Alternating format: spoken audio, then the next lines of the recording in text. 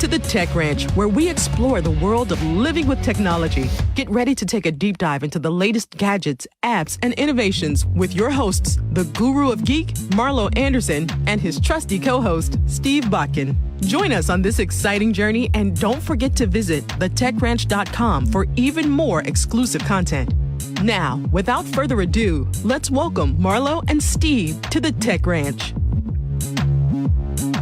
Welcome, everybody. Steve and I are back. 2 weeks in a row. We're like in the studio together. Yeah. Maybe we'll get a whole show in this time. Yeah, your hair grew quite right in. You said you got the haircut last time. Discussing that. My mom actually said, I don't like your haircut.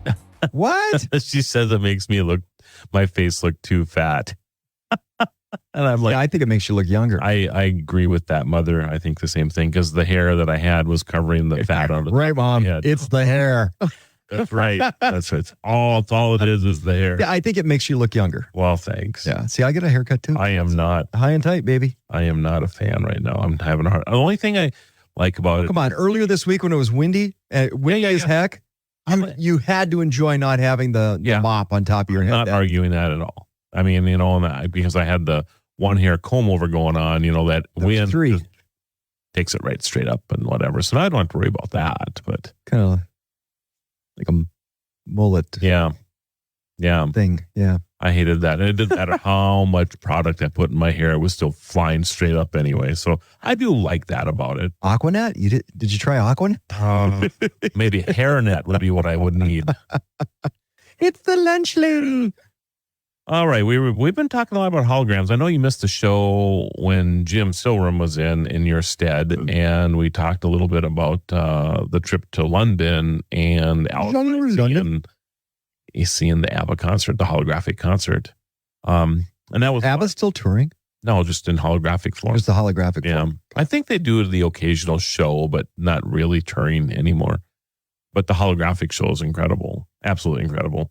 Have you seen these? Now, these have been around for a few years, and I'm just going to flip this around so you can see the picture of this. I did have a friend, by the way, that was in Vegas for the Eagles in the Sphere. Oh, yeah. That would have been fun. I saw some pictures from that. It was unbelievable. What is? So it's a box. It looks like it's like the size of a refrigerator. It's bigger than a bread box. Yeah. And weighs about 400 pounds. And it's a refrigerator. Because of there's a video screen in there. And because of the way they use shadows. Refrigerators have video screens now. They do, yes. That's interesting. We could maybe put the two together. It basically gives you, it looks like you are basically in the room that you're in. Or that you're projecting to. Like you could beam over. I could have this unit sit here in the studio, and it would look like you're standing there. Okay. In the box. It's like a holographic image of you. All right, I'm having a whole Christmas Saturday Night Live thing going through my head, but no. You are not here, though. Just so you know, this is not beaming you into the room. You are still over and wherever you're at. So it's not like Willy Wonka? It's like a video call. No, it's like the little kid in Willy Wonka. It's like a video call. Oh, look, there he goes. But they have video calls now. Why is that so special? Well, because when you see it, it's life size. Yeah, it's life size, and it looks like you're there. I mean, it's that realistic. Okay. I mean, if your grandkids wanted to talk to the grandparents, for example, right? It would look like they are there, except that you can't hand presents directly. Yeah, come here, Timmy. Give me a hug. No hug. That's not working. Going on or whatever. But for, I suppose, for meetings and things like that, it could be interesting. Now, the one thing with that I did notice, because it's life size and it's the whole person in there, no more Zoom calls with no pants. That is true. That is true. Yes. So it's called Proto. They started in 2018. People actually have to get dressed for work again. They've sold 1,000 of these units already, and they run anywhere from 29,000 to 65,000. So what's the application, though?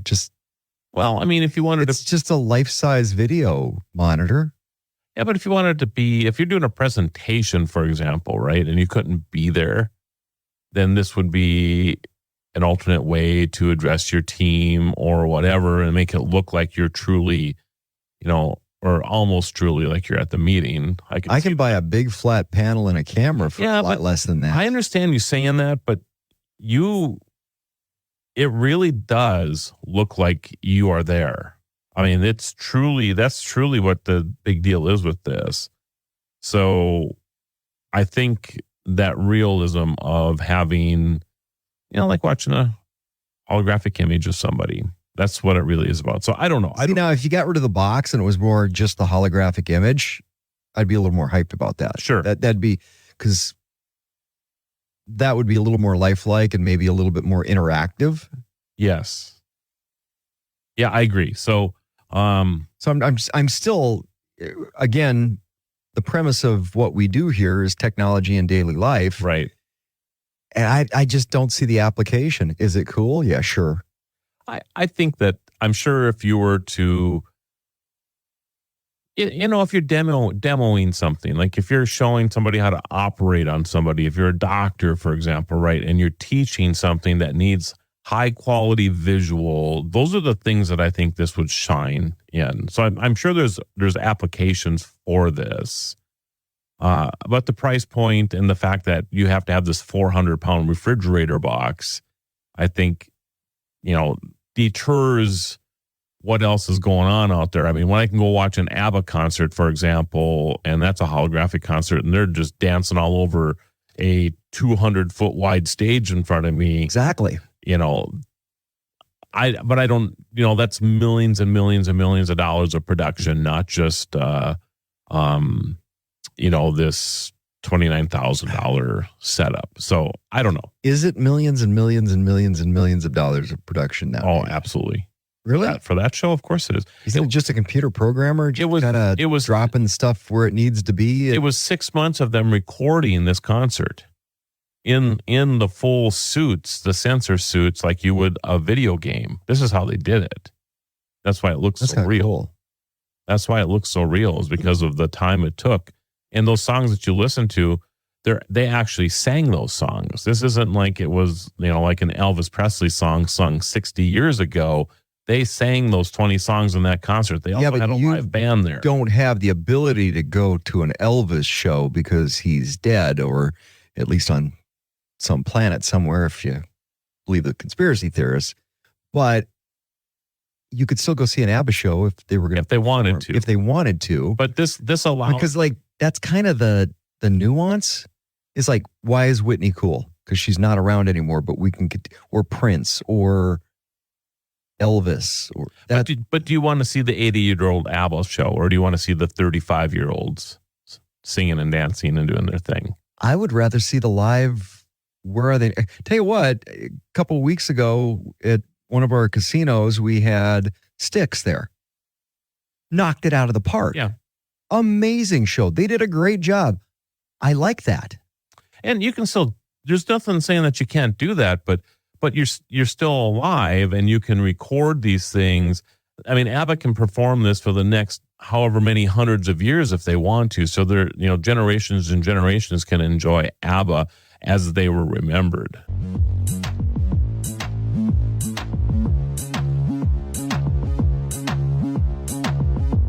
Welcome back to the Tech Ranch. Let's get back to discovering the latest in technology with the guru of geek, Marlo Anderson. You said you had Dancing Queen running in your head. I do now. It's funny because ABBA was huge in the 70s, and then in the 80s, they were kind of a running joke. And then the 90s kind of waned, a little resurgence in the 2000s. And then people started to know the full story with ABBA. And oh my gosh, their manager got them invested into, it was kind of like in Forrest Gump where it's like, hey, I bought this fruit company. That was ABBA with their manager back in all this European investment stuff. They own mines and refineries and plants and things, and it's way more than just the music. ABBA. The mac and cheese you've always wanted. ABBA. That's funny. ABBA. The shampoo. Rinse, lather, repeat.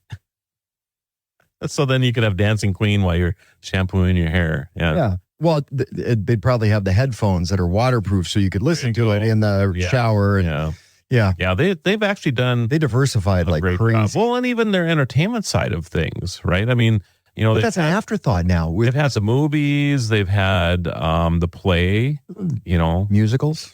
so all of that, right? And now they have this venue in London that's a you know, I'm sure tens of millions of dollars to put this thing up, this studio or this venue that's I think seats like 3,000 or 3,500 people.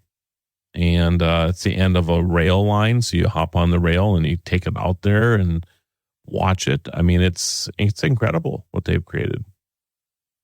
Money making fools. Best concert I've ever been to, and they weren't there.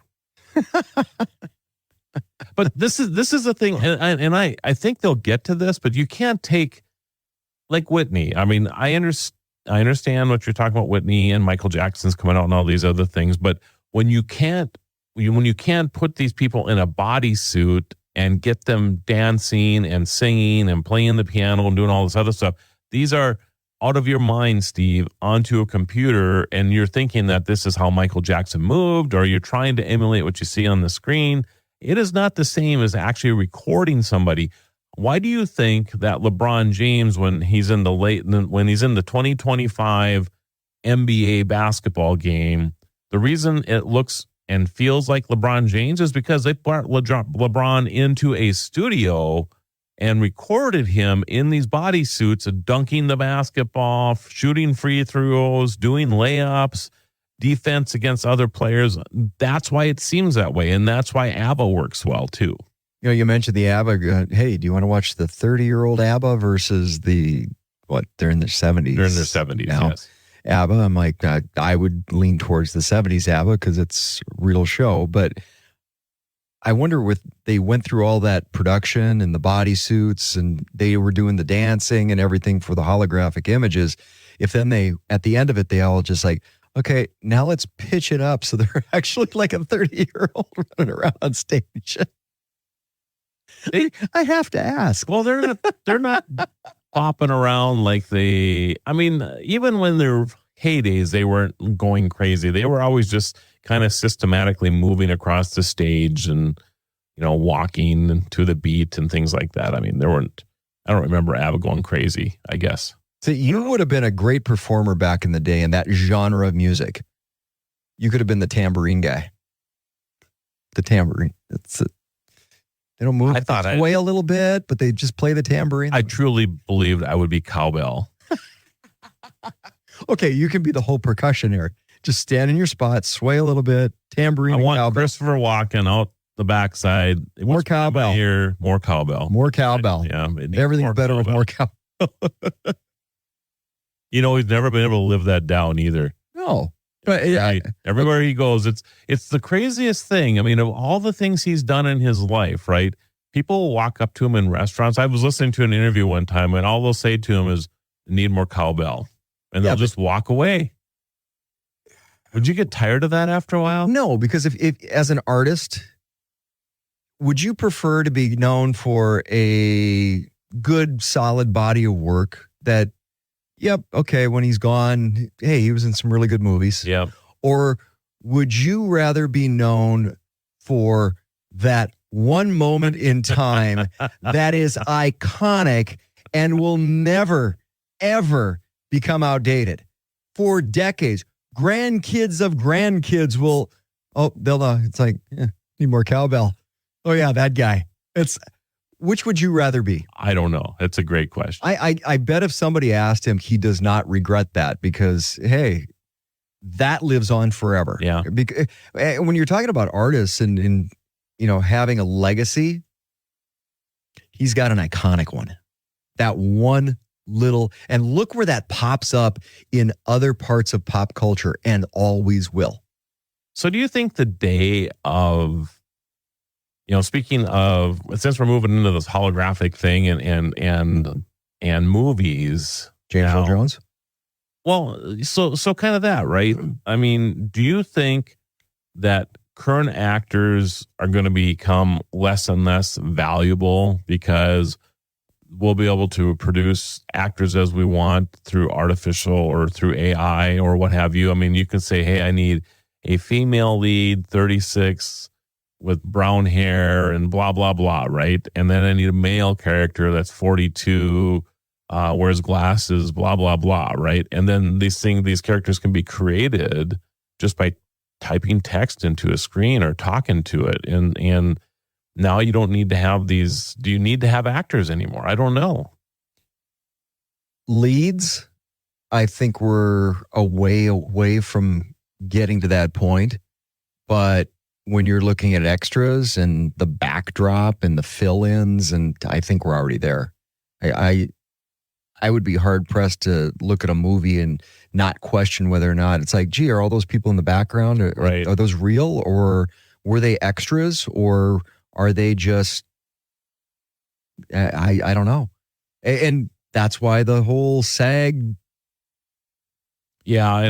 And I don't know if they may have They went won on strike for a reason. Yeah. They may have won a little bit there. Yeah. But the It's writing coming. is on the wall. Yeah.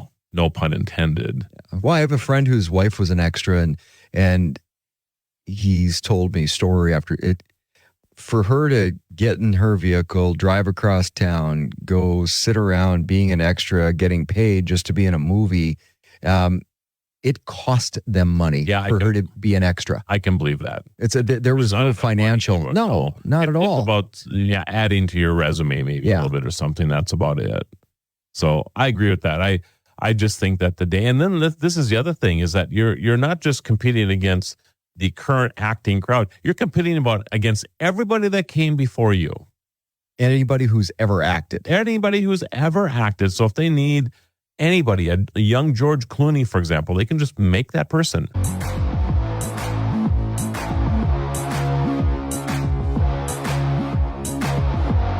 And we're back. Don't miss a minute of the Tech Ranch as we explore the cutting edge of tech with Marlo and Steve. For more exclusive content, visit thetechranch.com. And speaking of AI, is it live or is it Memorex? You know, I was speaking at the AI conference last week, and I had never shared this story with anybody before, but since I've shared it now, I guess I can share it out there a little bit more. So I'm talking about, AI, and I know you know the story about my mom, with Alexa about 2 years ago, and maybe I should share that again.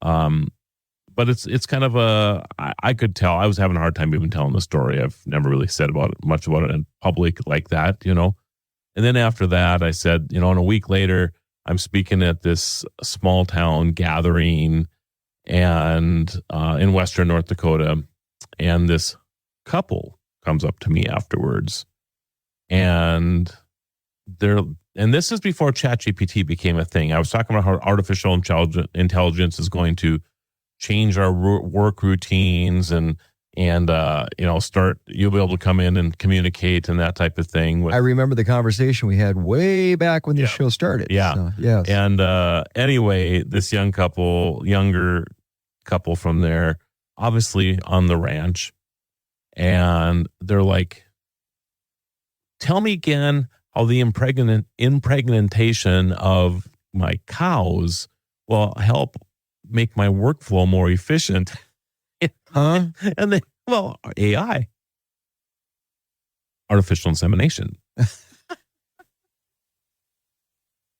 They sat the whole hour trying to figure out how AI is going to improve their workflows and all of this stuff. And they just couldn't figure it out. Well, you might be able to get rid of that glove that goes up to your shoulder.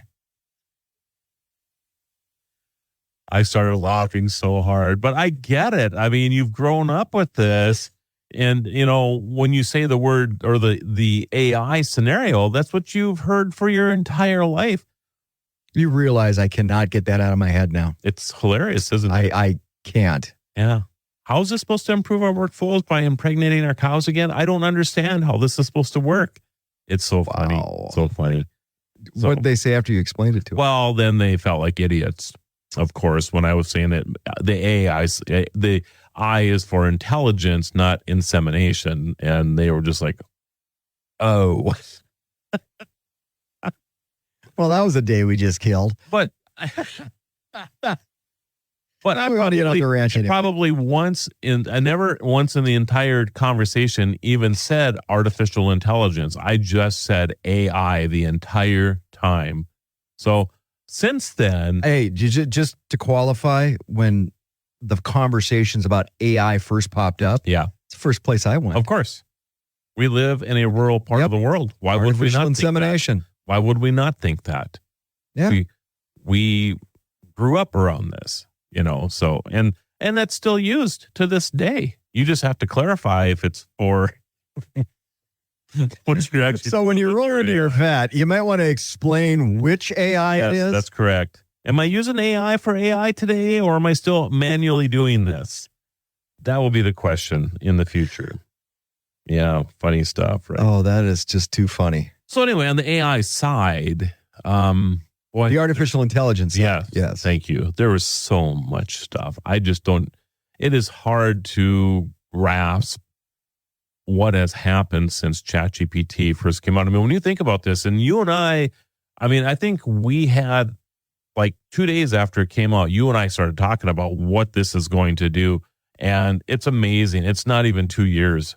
Every show we did was for leaps and bounds. And it's like from And it week was- to week, it was leaps and bounds. It was 6 months of this. We finally had to just say, we're doing a show and we're not going to mention AI at all. And it was even The tough to get intelligence through side, it. yeah. Yeah, the intelligence side. Yeah. Yeah. And Steve and I have to have artificial intelligence because we're not smart enough No. to actually host this show. So we need to Actually, AI might be able to host a show for us in the near future. We've actually proven that once or twice already. And now with the new Yeah, the worst part was voice part. when the voice part goes, it's like, yeah, I'll do a better job than you. Please go away. Let me do it. It was so funny. I think that one time, remember, we said you have 8 minutes to do the segment, and and go. All right. ChatGPT literally at Took the off. 8-minute mark was done. Yeah. Like it was interviewing you and I, find and out. boom, and we're just like, what are we even here for anymore? Yeah. Except Are we that here now? that's a questionable thing. Do the listeners know if we're really here? Or is it? It could have been like if we're here or Memorex in the past. Right. But now there's a third option, and that is, are we here? Are we recorded? Or are these our AI clones doing the show for us now? My AI voice is pretty spot on. It by the way. is. So I listen to mine for a while. we should get you in the studio and record, and then put you through our system once, and then we can just give ChatGPT our topics, and then you and I just can go home. Oh, I just had a brilliant idea. You know how many brownie points I could make with my wife? Hey, compose a bunch of love letters, leave her a voicemail at work every day. Oh. Major brownie, but she wouldn't even know it was me. That's true. That's true. She might think that Bob will. No, Marlo, don't go in and change the software after the fact. After 2.5 months, and Bob starts sending flowers to her. I think I like this Bob character more than I like Steve. Wow. Well, I didn't set the bar too high.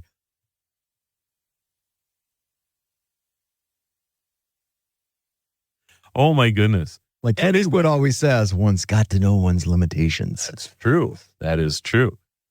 What are we talking about again? AI. AI, yeah. As you know, we're like, oh my goodness.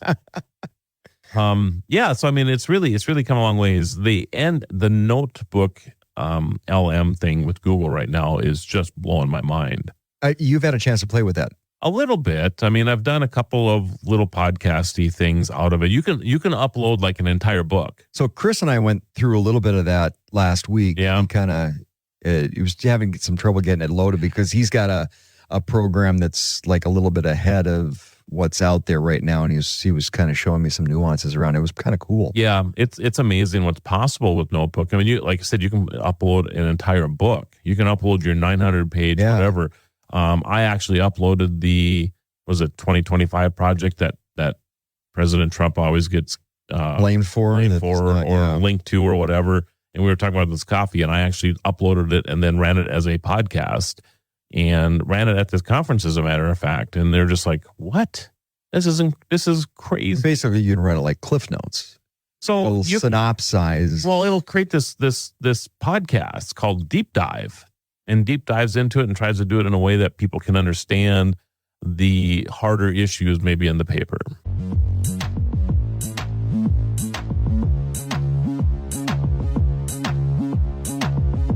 Thanks for staying with us on the Tech Ranch. Let's rejoin Marlo and Steve as they guide us through the fascinating world of technology. So anyway, this Notebook LM. So if you have a paid... What's the LM stand for? I'm sure language model. Okay. Usually just asking. LLM is large language model. There's SLM. Clarify AI. So. Yeah, small language models. So there's a variety of them, but this ability to just take entire works of whatever. I mean, it would be interesting to upload volume A of World Book Encyclopedia and then have it to a... I was thinking like War and Peace or that'd some be of fun these too. massive novels that you were supposed to read in high school or college. And I wonder like if you were, if you could type in there, this would be interesting actually, if you could type in there that you're the main character of the story, and I want you to be the main character of the story as you describe the story to me as in the podcast, right? So in first person. Yes. Wouldn't that be fun? I don't know if that's possible, but I'm sure it will be sometime in the future. That would be... No. Okay, I'm thinking of the different applications here. It's like interjecting yourself into a story. And now take that even further. So a book or a movie or a sitcom, or how cool... You talk about the future of entertainment and interactive. It's like, hey, I get to be my own character in Frasier. Yeah. Oh, yeah. There you go. That's interesting, right? And the thing that I thought about too is this deep dive scenario. Like you could take anything that, maybe you have a slight fascination for. So let's say it's this Project 2025 thing. You hear it all over the place in the media all the time. But does anybody really know what it means? No, it's made up. Who's going to read, and then who's going to read the 900-page? It's like Obama. We got to pass it so we know what's in it. Yeah. Well, okay. So there's that, right? So this application, if I could think of it from a political perspective, because we hear that from politicians, and they don't have time to read everything. They've got staffers that do different things. It's they'll say yay or nay. But they could. Yeah. They could actually be informed before they vote on something. That's correct. So you could take this 900-page document, create an audio file that's 12 minutes long, and they could listen to it on the way on the subway going to the Capitol, or in the cab, or however they're getting there, right? Or their limo drivers, which I'm sure is most of them. But you don't know what I mean, is that you could actually have maybe the most unbiased opinion towards something. Now, I'm not saying that Notebook LM is not biased, because I believe it is, but it's probably better than maybe somebody, you have 82 people trying to get your ear at any given time on any particular thing. They all have their own agendas. So this probably would help you with that a little bit. I can see a lot of different applications. Oh my goodness. Just from what Chris was showing me to where it could go. I think just the fact of these crazy large documents, I don't mean to overemphasize this. Well, even simplify to somebody who's buying a house. Oh my goodness. And you have to, it's here. I can't feel my wrist anymore because you just signed 8,000 pages, initial. Nobody reads those. No, but you could. You could upload all of this and say, hey, I'm buying this house. Is there anything in here? Because you couldn't do this in 10 minutes. Let me know. In ChatGPT, you could not do this because there's too much. They will not allow you in one document to upload this 200,000 word thing, right? Because that's what these house contracts are now. You could, however, upload it in a Notebook LM and then ask it, I am the buyer of this house. Is there anything in here that I should maybe pay more attention to? And it'll pop back and say, well, yeah, there's a clause in here that says that there's some damage to the foundation that's hidden on page 42, section 8, blah, blah, blah. And they're not going to take care of that for you.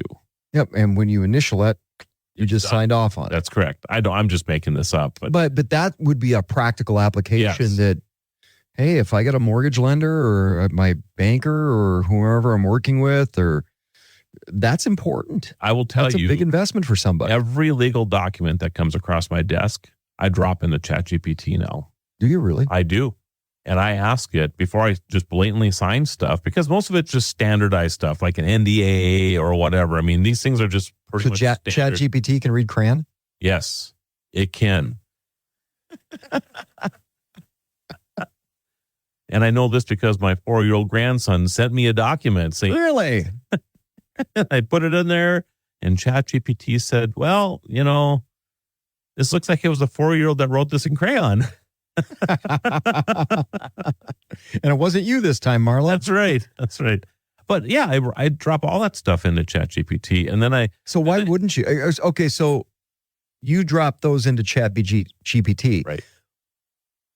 Do you plan on dropping them into Notebook rather than ChatGPT? What's the difference? What's the nuance? That's a great question, and I haven't played enough with Notebook LM to understand that. And Notebook LM really isn't, I don't think it's designed to be like the overall thinking. It's not like a legal binding, knowledgeable. I think it's really designed for those huge, huge documents that you can upload, and then, hey, give me a summary, give me a study lesson or a planning lesson or whatever it is that you want to do out of it. Because if you're a teacher, for example. And they were worried about ChatGPT. Oh, good Lord. If you're a teacher, for example, and you want to give me a book that you might read in high school. War and Peace. Okay, so. I actually know. In Cold Blood, Truman Capote's been in the news lately. Okay. In True Blood, then. So you upload, thank you, in Cold Blood. So you upload this into Notebook LM, and then you ask it for a 1-hour class lesson on this, and it will create it for you as you just watch. It'll go, boom, boom, boom, boom, boom, boom, and there you go. You can hand out to your students to find out if they read the book, and there you go.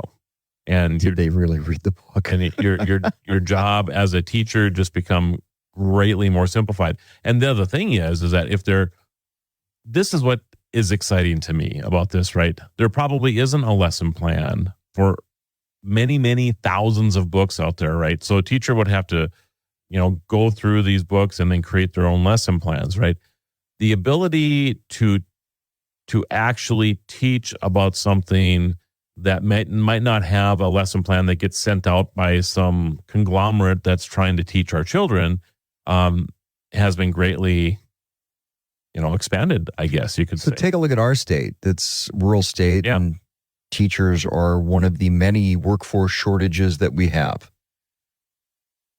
Is this a solution or a replacement, or can you get by increasing current teachers' workloads with I'm trying to figure out how this technology piece fits into what we're currently dealing with. So first of all, I would say yes to the workload piece. So I don't know many teachers who don't put in maybe more hours than they probably should during the school year, right? I mean, they probably get paid for 8 and they work 10, 11, 12 hours because they go home with stuff that they got to grade and all this other stuff. So, and we'll get into all of this, when we come back from the break. But even the grading of papers and things can be greatly sped up. If you have any questions or want to suggest topics for future shows, visit thetechranch.com and send us your thoughts. You can also listen to past episodes and watch exclusive interviews not featured on the radio show. Be sure to follow Marlo and Steve on social media by clicking the links at thetechranch.com. Until next time, keep exploring the world of living with technology. The Tech Ranch. There's such a race going on when it comes to AI generated anything. And this is an AI piece. And somebody launches something and something's right there. It's just a little back and forth game right now. It is. Nobody wants to be outdone either. Nobody wants to wait, right? That's the thing. Well, I'm looking at some of the Lumiere stuff. Here's Mona Lisa laughing on her painting. Was she laughing after the environmentalists threw the soup on them? Yeah. She was laughing after that. Oh, my goodness. Yeah. That's what she should do. She should have that's right. Have the soup fly on her first, and then she can start laughing. That's a good video. Unbelievable. Yeah, here's a panda eating popcorn out of a popcorn box. There's a honeybee trying to attack a jar of honey. Just all these things, right? It's quite amazing. Text to video, everybody.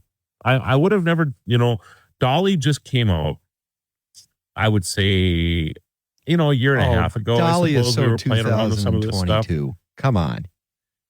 That's Seriously. exactly right. That's exactly right.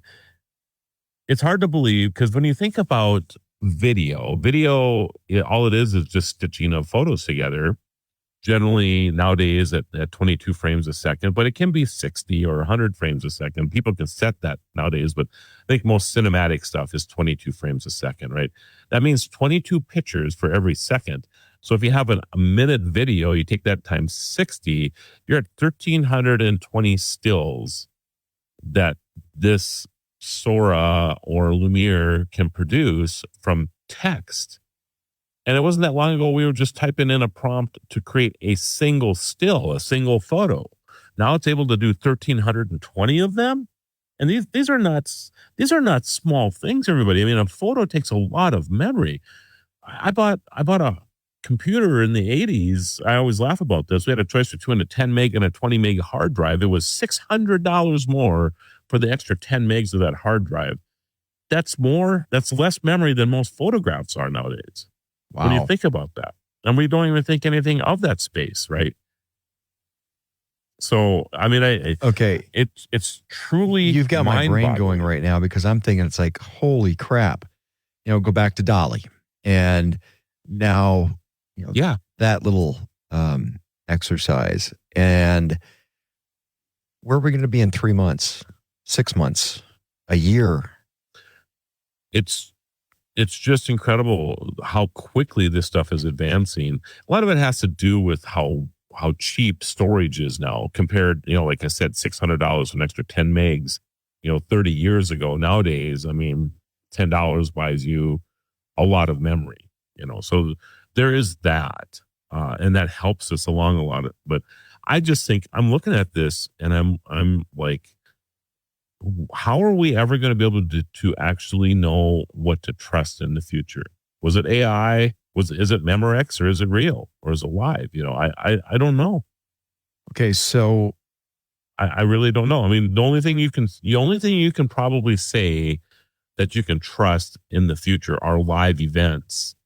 And I have a feeling that somehow or another that will be manipulated sometime in the future. We've discussed this, and the hologram, Whitney Houston. It's like at a certain point, can you trust the live event? Well, right, because it's holographic. I mean, and look how impressive holographics becoming. Right. And you're right. As that gets better and better and better. The thing with holographics though is that it will, if you're filming it, you'll be able to tell the difference. But in a live Supertalk 1270. Welcome to October 12th on the National Day calendar. Today, we're honoring those who grow our food and those who grow our savings. It's National Farmers Day, a day to appreciate the hard work of farmers. One remarkable story is that of George Washington Carver, who revolutionized agriculture in the southern United States. He introduced crop rotation and innovative farming techniques that restored the soil and improved food production. Carver's work helped many farmers improve their livelihoods and sustainability practices.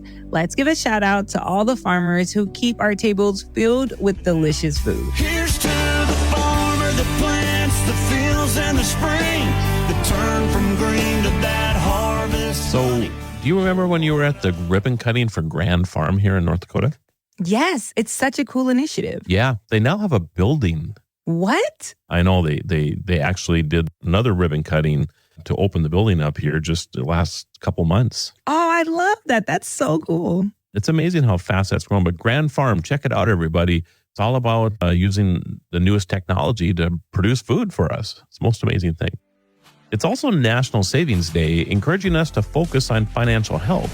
Think of the story of Alan MacArthur, a solo sailor who set a world record for circumnavigating the globe. She learned the importance of resource management and later founded the Ellen MacArthur Foundation, which promotes the circular economy. Just like Ellen meticulously managed her resources at sea, today is a good time to start or boost your savings. Small, consistent efforts can lead to financial security and flexibility in the future. So how are you celebrating today? I'm not taking you out to lunch. What? Well, that would save me 30, 40, 50 bucks right there, I think. And I'm going to put that into savings instead. That's a horrible idea. How about instead of saving 40 bucks, how about you treat me and don't treat yourself? And then you save 20 bucks. Wow. I'm going to find some Fluffernutter sandwiches. We're just going to go there. I'm LaToya Johnson. I'm Marlo Anderson. Thank you for joining us on our journey to celebrate every day. And join us for all of our celebrations on Instagram and Facebook at Destination Celebration Show. Until next time, keep celebrating. This is Outdoor Issues with Neil Roberts and North Dakota Game and Fish Outreach Biologist Greg Gullickson. One of the big challenges for hunting in North Dakota is where to hunt, Greg, and most land privately owned. Give us some ideas on what hunters might want to do to find that spot. That's right. In North Dakota, the state of North Dakota is over 90% privately owned. So we rely really heavily on that landowner, on that farmer-rancher relationship. And I certainly encourage you to do that. So if you want to hunt on private land, they are open to hunting unless posted. And that's either electronic now or physically. But it's always best practice to speak with the landowner before hunting in private lands. And a lot of great opportunities on public land as well. There's a lot of great hunting opportunities that are managed by several different government agencies, and hunting rules may differ on each. In fact, we just had a nice webcast out that talked about what to do for landowner respect, picking up your litter, picking up your shotgun shells, closing gates, where you park, even when you're accessing some of those private lands. And that landowner-sportsman relationship is crucial in North Dakota. Good stuff, Greg. Hey, more on hunting when we come back. From small game rifles to personal protection, Hunter Firearms has it all. Voted #1 gun store in North Dakota, Hunter Firearms has over 1,700 guns at great prices. Benelli, Colt, Kimber, Springfield, plus knives, ammo, and reloading supplies. With a knowledgeable staff providing one-on-one service. Buy, sell, trade. Hunter Firearms in Stanley, off the 4-lane of Highway 2, 45 minutes west of Minot. Monday through Saturday, 10 till 6. HunterFirearmsLLC.com. Nothing says game day like good friends and great food. And at Slim Chickens, we know great food. From our 100% all-natural chicken tenders, fresh-made wings served with house sauces, to delicious chicken sandwiches, crisp salads, southern sides, and desserts you just can't get anywhere else. At Slim's, we have the food you love, made fresh for the people you care about. Dine in, drive through, or order online. Slim Chickens. Fresh, delicious chicken. Talking hunting spots today on Outdoor Issues, and Greg, public land can be an option. Tell us more about that. There's some great opportunities for public land. The Game and Fish Department partners with several different agencies. There's some great opportunities to hunt on public land. KLXX AM, Mandan, Bismarck, a Town Square media station, broadcasting from the View Community Credit Union studio. ABC News, I'm Michelle Franzen. Days after Hurricane Milton slammed into Florida's west coast, rescue and recovery efforts continue all across the state. Residents also picking up the pieces, returning to their homes for the first times. Governor Ron DeSantis at a briefing in Plant City earlier. All the major highways and bridges in the Tampa Bay area are open. All commercial airports besides Sarasota, Bradenton are open. Sarasota's airport will not reopen until October 16th due to extensive damage. The physician for Kamala Harris detailed the vice president's medical health today, saying Harris is in excellent health. The report stems from Harris's most recent physical exam from April. J.D. Vance campaigning in Pennsylvania today. Former President Trump is in Nevada and California later today. Israelis are filling the streets in Tel Aviv in their weekly protest, demanding the government finalize a ceasefire and hostage release deal. Israel's military also conducting more airstrikes in Lebanon. This is ABC News. Much more often going forward. In South Carolina, a search for a Broadway dancer who went missing more than a week ago. Zelig Williams' mother and Broadway and movie star Hugh Jackman now pleading to the public for help. The 28-year-old who lives with his mother was reported missing in South Carolina last week after failing to hear from him for 24 hours. His mom saying the silence is out of character. If he go out early in the morning like that, and I know he'll be back home because he loved to study. A friend of Williams in New York City claims he received an SOS cell phone alert from Williams' phone, indicating a car crash on October 3rd. Police later finding the dancer's car showing no signs of Williams or any kind of accident. ABC's Ika Jachi. Authorities in Colorado say an employee and tour guide of the gold mine died in that incident this week. Investigators focusing on a mechanical malfunction of the elevator. I'm Michelle Franz on ABC News. Do you hear that? Asthma triggers are everywhere, from dust mites, pet dander, and pollen to smog and smoke. An asthma attack can strike anywhere, anytime. Be prepared with quick-acting Primatene Mist. Clinically proven to open airways quickly. It's the #1 FDA-approved asthma inhaler available over the counter. Primatene Mist. Breathe easy again. Use as directed. You can live out your MasterChef dreams when you find a professional on Angie to tackle your dream kitchen remodel. Connect with skilled professionals to get all your home projects done well. Inside to outside, repairs to renovations. Get started on the Angie app or visit Angie.com today. You can do this when you Angie that. Supertalk 1270, Bismarck area weather. With weather, I'm Corey Hartman. Mostly sunny today, a high near 69. It'll be breezy out of the northwest. For tonight, partly cloudy, lows in the mid-30s, sunny and 55 for Sunday. On Monday, sunshine, highs in the upper 50s, back to the low 60s, and breezy on Tuesday. If you're looking for a new place to live, stay, work, or play, check out Worthington, Minnesota. It's worth a look. Right now, it's 62. From ABC Sports, I'm Joey Waller. Right now, AL Division Series deciding Game 5 in Cleveland. They're the top of the fourth. Tigers and Guardians scoreless. Tarek Skubal and Matthew Boyd combining for 9 Ks so far. Detroit slugger Kerry Carpenter not starting with a hamstring injury. NLDS last night, Dodgers blanked the Padres 2-0 behind homers by Kike and Teoscar Hernandez. In the first ever all-Japanese postseason starting pitching matchup, Yoshi Yamamoto outduels childhood idol Yu Darvish. LA retiring the last 19 hitters, shutting the Padres out the final 24 innings that series. Teoscar reacting.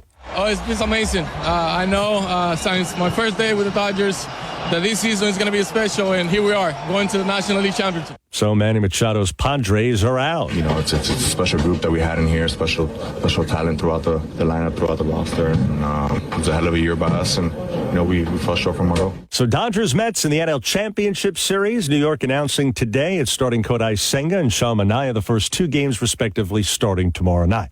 College football now. Third quarter scores. How about South Carolina leading at Alabama 19-14? Raheem Sanders, the lead 1-yard TD run in the third for the Gamecocks, trying to pull a second straight upset of Alabama after Vanderbilt's last week. Clemson up 28-14 at Wake Forest. Missouri busting UMass on the road 30-3. Iowa leads Washington 20-10. Wisconsin's just added a touchdown. They're up 21-0 at Rutgers. Georgia Tech a 20-14 lead at North Carolina. And Alabama Birmingham trails Army 34-3. NHL last night in overtime. Jets outlast the Blackhawks 2-1. Mark Scheifele, both Winnipeg goals. His OT winner, also career goal number 300. Right now, second period, Kings a 1-0 lead at Boston. Offer not valid in all states or where prohibited by law. Loans are subject to lender approval. See website for details. Meet Brian. He just got $5,000, and it was pretty easy. I'll tell you how in 10 seconds. Brian needed cash help. After being rejected by banks, he tried 27cash.com. Told them how much he needed, even let them know he had bad credit. In minutes, 27cash.com found a lender who deposited $5,000 into his bank account the very next day. If you need cash help, even if you have bad credit, go to 27cash.com. 27cash.com. Offer not valid in all states or where prohibited by law. Loans are subject to lender approval. See website for details. Honey, the credit card bill came, and we're maxed out. Maxed out cards, rent is due. We need cash help. We should go to 57cash.com. With our bad credit? 57cash.com helps all credit types. They partner with over 100 lenders to help even people with bad credit get approved for up to $10,000. And cash can hit our bank account as soon as tomorrow. Wow. When you need cash help, go to 57cash.com. 57cash.com. Talk of the Town with Steve Bakken. Weekday mornings starting at 9 on Super Talk 1270 and the free Super Talk 1270 mobile app. Portions of the following program are pre-recorded.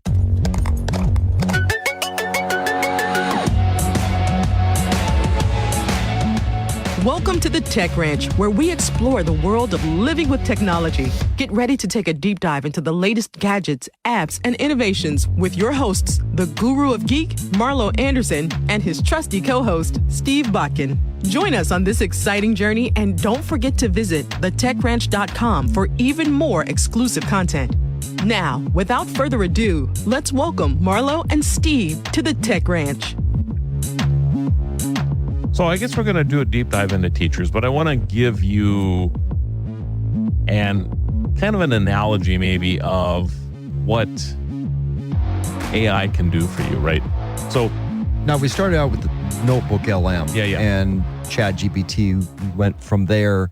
Now Notebook's the latest one, but we're just barely on the tip of the spear when it comes to AI and where it can simplify and enhance lives, professions, all of it, right? All of it. And we're just starting. And I want to give everybody a real world example that most people probably have experienced, and that is taxes. So one could argue that having the inflated tax code that we have in this country, which is 20,000 pages now or some crazy thing, right? So did you already put the tax code into ChatGPT and go find me every loophole I can get? Well, so I haven't done that, but these online services have, right? When you are on whatever tax service that you're doing your taxes in right now, it just asks you questions, or maybe you even just take pictures of your W-2 or your 1099s or whatever, and it extracts the information from those, right? And that's how it works. And then it says, oh, this goes into here, and here, blah, blah, blah. And all of a sudden in 10 minutes, you have your taxes done. And you're like, how is this even possible that I can get it done this fast? So then does it matter anymore if the tax code is 20,000 pages, 30,000 pages or whatever, because AI will sift through that and may still make the best possible case for you, right? So I'm using that as a real world example. The biggest question, though, is, and this is the nuance with a person, the person is going to know the questions to ask you back. Go, right. Okay, so I know you bought a new vehicle. Was that for work? Are you doing, what's the mileage? But you don't think the AI can do that too? It could, but would it on its own? Because we always have talked about, like with ChatGPT, you have to know the right questions to ask. Right. Is that a little bit of a leap of faith, hoping that it's going to ask the right questions the other direction? So I get that, and I'm not going to drop my accountant anytime soon. I'm sure your accountant's happy to hear that. Yes, but I'm hopeful that my accountant is using these technologies so as the tax code gets more and more difficult, that my accountant or the accounting firm is utilizing, and I'm sure they are, AI to make their job easier, be more accurate with the things that they do, because it's complicated. It changes so fast. The government itself doesn't get the stuff out to us quick enough anymore. They talk about, this last year, for example, there was stuff that wasn't even decided until after the tax season was over with. What are we supposed to do? Go out and file extensions so that we can wait for the government to catch up with us? But yet it's illegal for us not to get our 1099s out to everybody by the end of January. It's a ridiculous scenario. But AI helps with all of this. Okay, so my question then let's go to the government side. Yes. So in lieu of hiring 85,000 IRS agents, a computer program? I would see that happening. Absolutely. I also see Although I don't expect this to happen, but so now you got computer programs checking on computer programs. I think we're losing the human factor here. Yeah, I'm not going to say that you have to be a little concerned about some of this, but there are certainly efficiencies that we'll get back to teaching in a second. I guarantee everybody we will do that.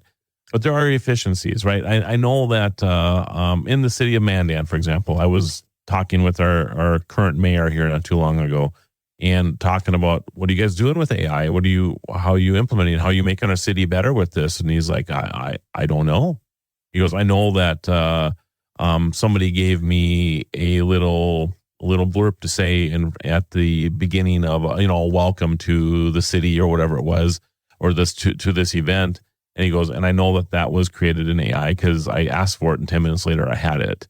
So those things are being utilized, which is great. But what's the greater thing here, right? I mean, are you able to drop your entire city budget into AI and ask it, where in here can I get better efficiency? Is there something that, are we paying double for this? Are we, are we using Fetcher.ai, for example, to find, instead of spending, $800 for a collar to fix water leaks, that there's another company out there that sells them for $350, the exact same thing. I mean, these are the things that AI can do for a city, for example.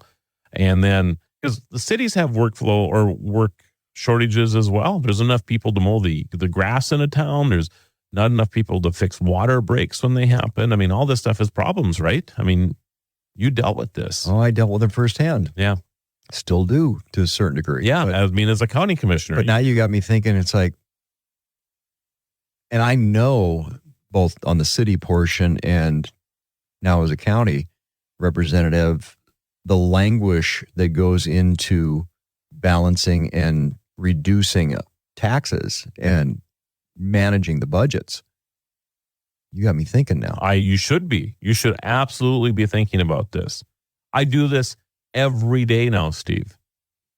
I literally drop stuff into AI. I ask it about what the recipe is for Cheetos. Seeing if I can improve on it. How are those? Well, there were no TGI Friday tater skins. I'm glad to see the Cheetos are back, but I kind of miss the tater skins. Sam. They are crunchy. There's no doubt about it. They sound like they're good and fresh. Mm-hmm. Yeah. So, yeah, I mean, there's no reason that you can't use AI, at least as a third party, like oversight scenario, right? Drop the entire budget in there and see what it can find. Ask it the questions. Find me efficiencies. Yeah. And you can say, all right, I'm going to give you the 2025 budget for Burleigh County, North Dakota, right? And first of all, can you just analyze this for me, and then give me a summary of like what the costs are? How much am I spending on roads? How much am I spending on this? And give me the true costs. I don't want to know just what this. You can just. Well, that's one of the things we have to budget for is inflation. Yeah, you can ask it anything. Huh. Now you got me thinking. So you need to figure out a way to get another fire station in the county someplace, and you don't know where the money could come from. You could ask like a ChatGPT to say, this is our budget. This is a priority for the county. We just don't know where to pull the money from. And it would come back and we need $1.5 million to build this fire station. I don't know where we can get the money from. But it's a number one priority for us. Where can we pull money from to make this happen? And it would give you ideas, things that you probably never thought of before. And that's what I love about it. Oh, I have a lot of ideas going on right now. Oh, I bet you do. All of them about boating too, I'm sure.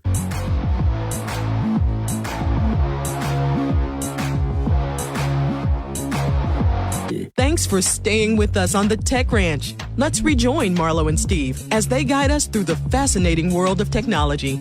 So AI is really designed, and welcome back, everybody. Guess we don't say that enough. I just jump into the conversation all the time. But this is a good conversation. We are going to get to teachers.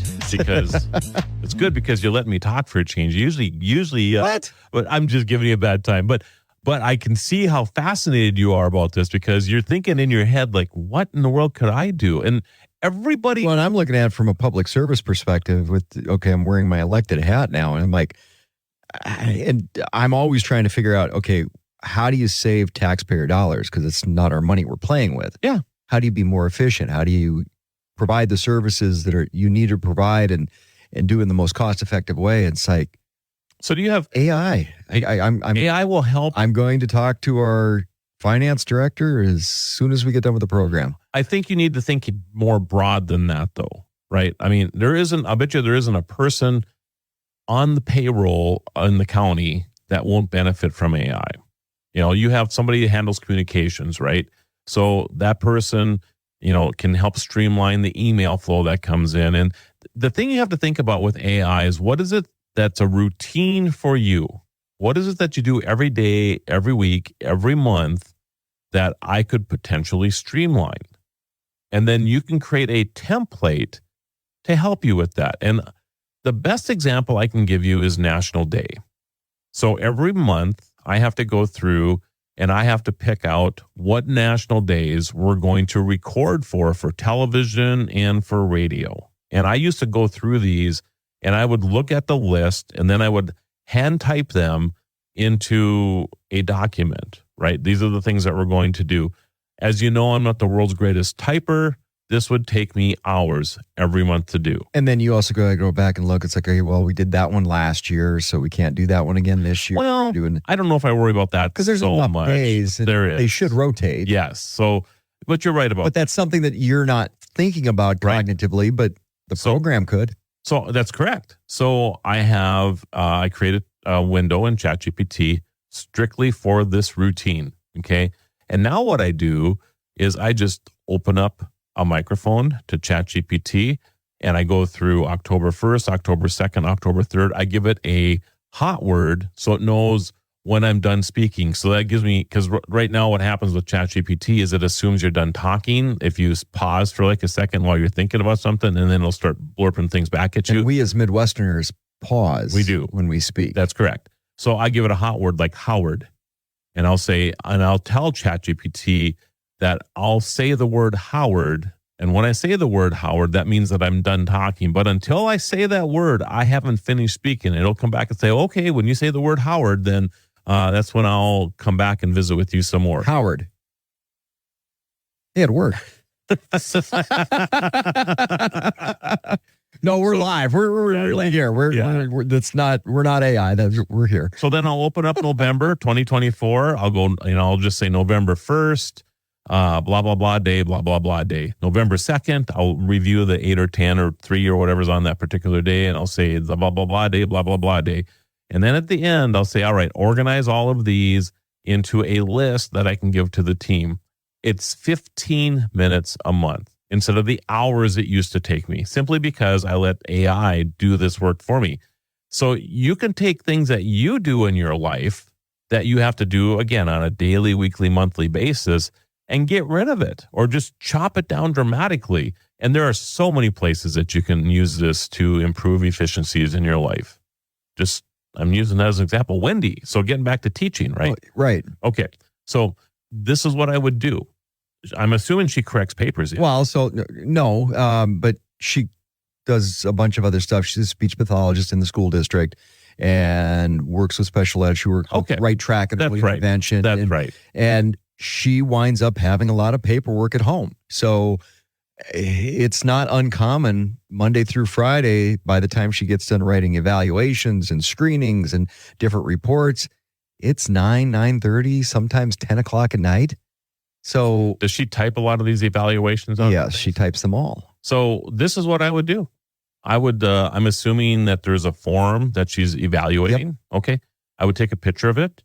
Or maybe it's already a PDF that she's getting, right? It is a PDF. So I would upload it into ChatGPT. I would, it's not as easy on the computer as it is on the phone to speak to ChatGPT, but you can figure that out too.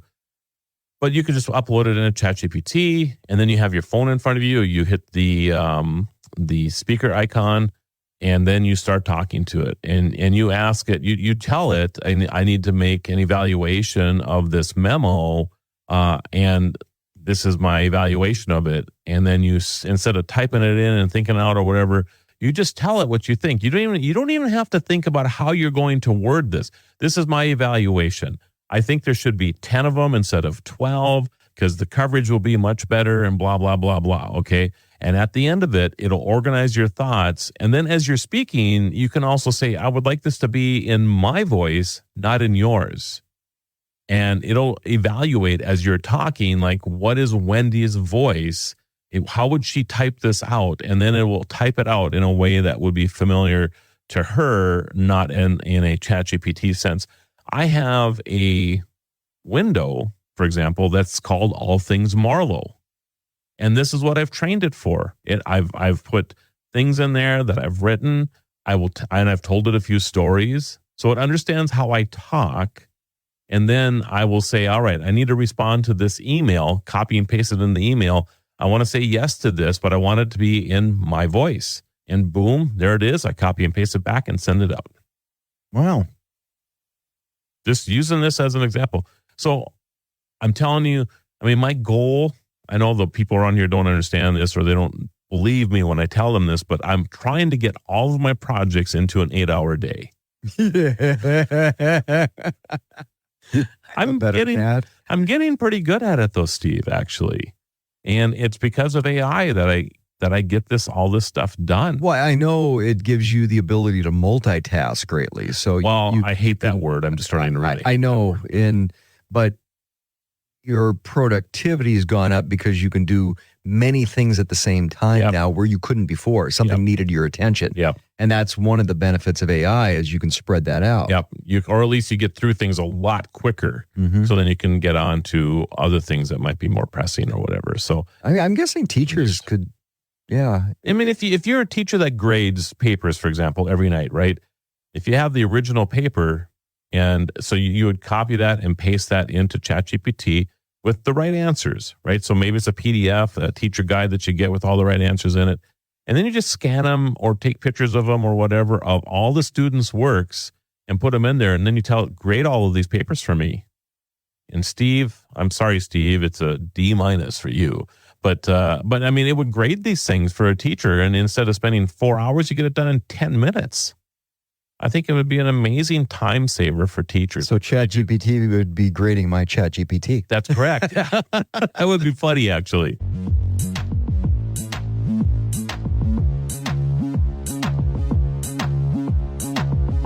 The Tech Ranch. Supertalk 1270, broadcasting from the View Community Credit Union Studio.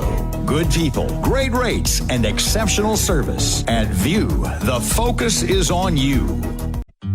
This week, discover tips for energy-filled backpacking meals to fuel your next hunt or trip and learn why you need to keep the stomach happy. Then create easy Dutch oven cobbler desserts with soda or try crowd-pleasing pop brownies.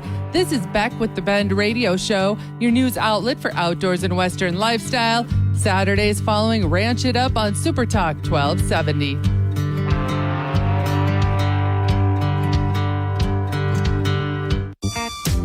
When I smoke weed, I get lost in the music. I like to isolate each instrument.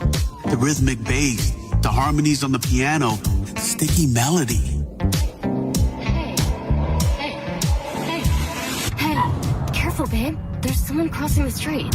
Sorry, I didn't see him there. If you feel different, you drive different. Don't drive high. It's dangerous and illegal everywhere. A message from NHTSA and the Ad Council. People won't give you the real talk on drugs, but it's time we know the facts. Fentanyl is killing people. It's a powerful opioid, often made illegally and commonly mixed with illicit drugs. It can even be pressed into counterfeit pills that resemble prescription medications. Just 2 milligrams, about the size of a few grains of sand, can potentially be lethal. This isn't an ad to scare you, but it is an ad to make you think twice. Get the facts. Go to realdealonfentanyl.com. This message is brought to you by the Ad Council. Dad, how do airplanes fly? What's in this box? Is this tree good for climbing? How are babies made? What does this thing do? Kids are curious about everything, including guns. Talking to them about gun safety in your home is a good first step, but you can do more. Always keep your guns locked, unloaded, and stored separately from ammunition. Safe gun storage saves lives. Learn how to make your home safer at endfamilyfire.org. That's endfamilyfire.org. Brought to you by End Family Fire, Brady, and the Ad Council. You must call 811 at least 2 to 3 business days before any digging project. So before you do this or this, make sure you do this. For digging projects big or small, make the call to 811. You're listening to The Tech Ranch, where technology comes alive. Let's dive back into the conversation with Marlo and Steve. And don't forget to check out thetechranch.com for more. So I was just going to Fargo, actually, for this AI conference. I was in Valley City, North Dakota. So I went to Fargo the day before because we had some stuff at Grand Farm over there. Did you blink and I blinked too far? I did not. But you and I think a lot of people are like this, the car has become the best telephone. It's a workstation. It's the best thing ever, right? So this time, not one phone call. Please be safe. I spent 3 hours talking to ChatGPT. Really? So let's see. I started on my book. So not like people or anything, just you're talking to your computer. Yes. Just like you and I are talking right now. Mm-hmm. Except that the computer generally, if I want it to be more personal and tell me jokes and things, it will do that too. But you have to kind of prompt it to say, hey, we have the new voice. And that's exactly right.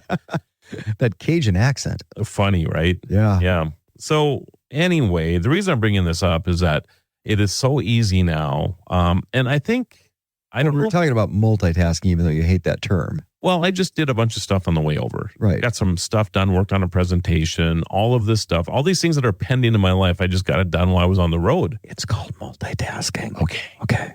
Thank you for that. Yeah. So I think you have to think about, so first of all, time is valuable to you and me. Right? Extremely. Because we don't have nearly enough of it. That's correct. I think ChatGPT, the paid version of it is $20 a month. And I think that's the version that allows you to talk to it. I don't know if you get to talk to it for free. I don't know because I've had the paid version since it came out. So I'm assuming, and other people have told me that they don't get to talk to theirs. So first thing I would do, you want a bunch of time back? Pay the $20. $240 a year buys you how much time back? Oh my goodness. Can't even tell you. Hours. Hundreds of hours? Hours a week. Hundreds of hours. I mean, the time, not that I like road tripping because, now it's AC/DC and whatever else. I used to like my road mobile tripping. beatbox. I'm not a big fan of my wife's in the car anymore. Okay. Well, turn the radio off. I'm trying to sleep. There you go. Yeah, no. Well, you can put your headphones on now and talk to ChatGPT if you want, I guess. But I get a lot of stuff done when I'm traveling now because of this. And so that's why I don't know, it just makes my time more productive again. So especially when, and I guess that multitasking really applies here because I'm driving the car and I'm still getting the presentation done for now. That also will change. My car does some of that already, but as I'm sure yours does okay. too. Yeah. All right. So the first thing is automation of repetitive tasks. I have a list of 7 things that you can use in your personal life and maybe a little blend into work a little bit too that will greatly enhance the ability for you to save a couple hours here and there. Hold on a second. I got to find some paper. Okay. I need to take notes. All right. Oh, I have an app for that I built with, oh yeah, that's right, AI. Oh yeah, AI. And that will be coming out as well. For $1.99 a month. Well, the first one is automation of repetitive tasks. So time is the scarcest resource. So you can do things like scheduling meetings, sending reminders, updating information, and generating reports, all with ChatGPT. And the thing is with ChatGPT, the more information you put into it. So if you need a report, let's say on the economic forecast for Burleigh County, right? You could put in all the reports that you could get. You could put in or the information that you have. So you have a report that comes out about the taxes, the sales revenue or sales tax revenue that has come into the county, for example. You could put all of that in there. You could put in the fact that the population has increased this much, there's so many homes. You could put all of that in there, and then it could forecast for you what maybe 10 years from now looks like. How long would that take a staff or 8 to do? Yeah, or lots of staff. You give me all that information, which I'm sure I could probably find online, and I put it all in there, and in an hour, I would have it done for you and ready for your next meeting. I like that. So, and the thing is that instead of tasking people to do this stuff, and they're like, oh, you got to be kidding me, Steve. You want this for your next county commission meeting? They would say, that's how it'll work. Yeah, I'll get that done for you. And plus, I can fit that in because it's only going to take an hour of my time or so to do. Might even be fun. Put all this stuff in there and it spits out this cool report that I get to hand to the county commissioner. I mean, that sounds like fun to me, as opposed to compiling all this stuff manually. And then you're thinking, I have my regular job to do here too. How do I get all this stuff done? So it just makes them more efficient with this. And the one thing with reports, because we get a lot of stuff that comes back across the county commission table, or when it's mayor city commission table, and we'll have the report with all these facts and numbers and data, a lot of data points, and then trying to disseminate that to the public in a way that is A, manageable, and B, understandable sometimes is difficult, because if you don't have all the background behind it, somebody that just might be tuning in on public access television to watch a meeting, they're not going to have the backstory. You could make that digestible for the public in a much better fashion by using ChatGPT. Absolutely. Okay, and I know we talk about ChatGPT a lot. There's Gemini, there's Notebook. I was just going to ask you that. There's other platforms. And I actually prefer Gemini. Actually, I just like this. I like the conversation that I can have with ChatGPT. So that's why I prefer it. Just like the accents. Well, that's true. I put a little British accent on her. It's exciting for me. Cheerio. Thank you.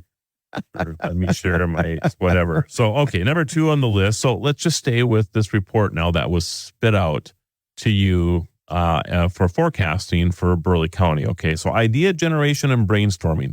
Now you've created this report. You as a county commissioner can take a look at this and go, oh, well, there's this data center that's thinking about locating, outside of Lincoln, North Dakota, right? What does that look like? I mean, we're going to have to build the road into this place. Can you, they're going to employ 80 people. They're going to be using these type of resources. Can you give me a forecast on that? Will that pay for the road? Will that, what kind of economic impact will that have on our county? All this stuff, and bang, just like this, it'll give it to you.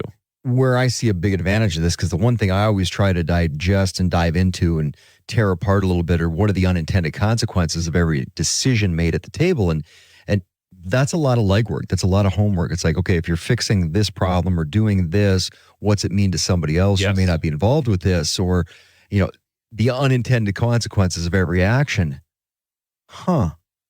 ChatGPT or one of the platforms, and at least could get you a laundry list of, if this takes place, then this could happen, or this could happen, or this could happen, and if this does this, this could trigger this. And that's what I'm trying to look. That takes a lot of time. It does, and there's a lot of things that you probably would never think about, because of that. I mean, the increase of traffic on a particular road, all of a sudden they can't move cattle down it, for example.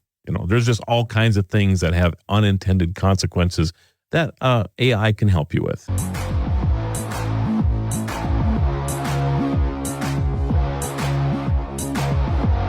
Welcome back to the Tech Ranch. We're thrilled to have you with us as we continue exploring living with technology alongside Marlo and Steve.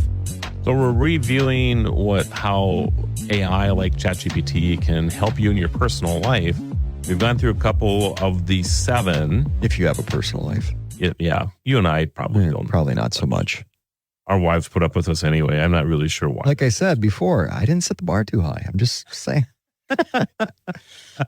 Wow. Nor should you. So the first one on there is automation of repetitive tasks and things like reminders, there's just all kinds. I can't even begin to tell you. Everybody's life is different, but you should review what your repetitive tasks are. Like for me, mowing 2 to 3 hours a week was getting a little old for me. So I went out and bought an $800. Actually, I didn't buy it. They sent it to me, but You just need them to send a Yarbo. But you've seen that new one that's popped up. It does the acreage. Yes. It's big crazy. scale. Yeah. And I just need the Yarbo because I wanted to take out the garbage and blow the snow off the lawn too. But you think about that stuff, right? So sidewalk. I did some math. I figure I saved anywhere from 80 to 100 hours this summer by having my autonomous mower.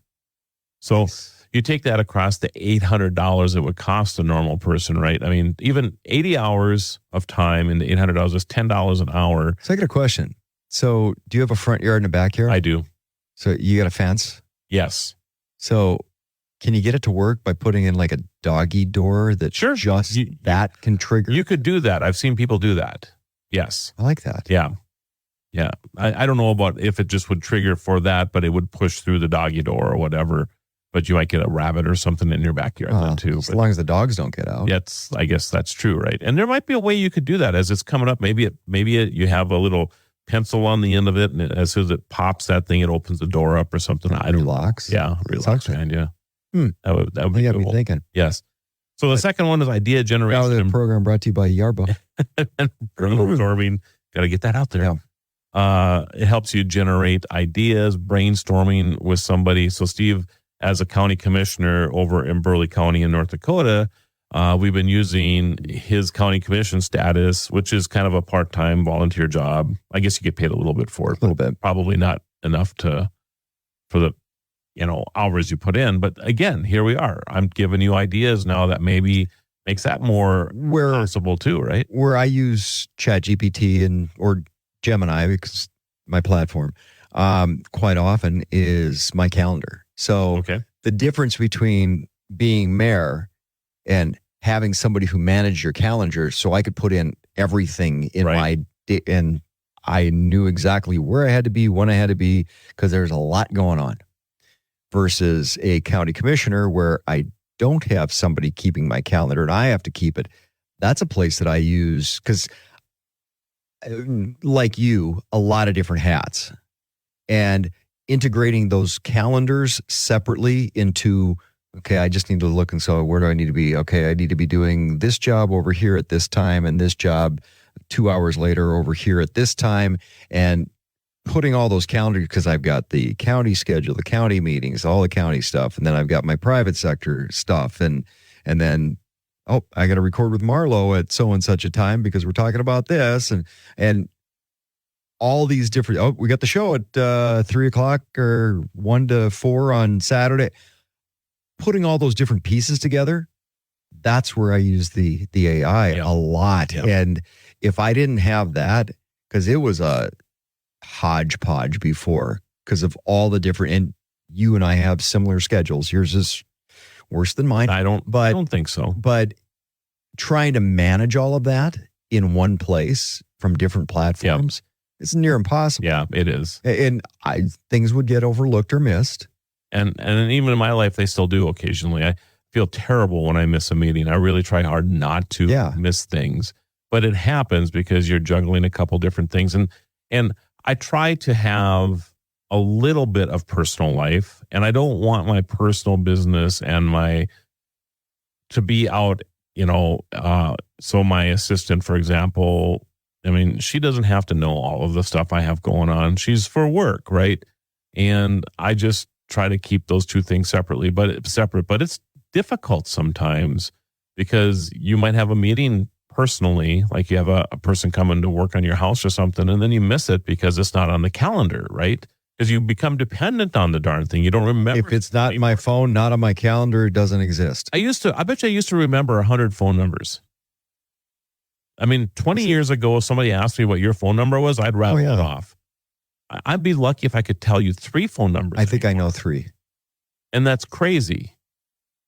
Yeah. I've actually made it a point, like when I get my grown-up one, I remember one of my best friends from high school because the pattern on the phone. And then you know how long it took me to remember my wife's? Do you remember it now? Yes, I do. Oh, impressive. Yeah. So 4. I know 4 numbers. Okay, there you go. I'd probably be in about the same spot. Yeah. But I just put them in and put them under their name, and that's it.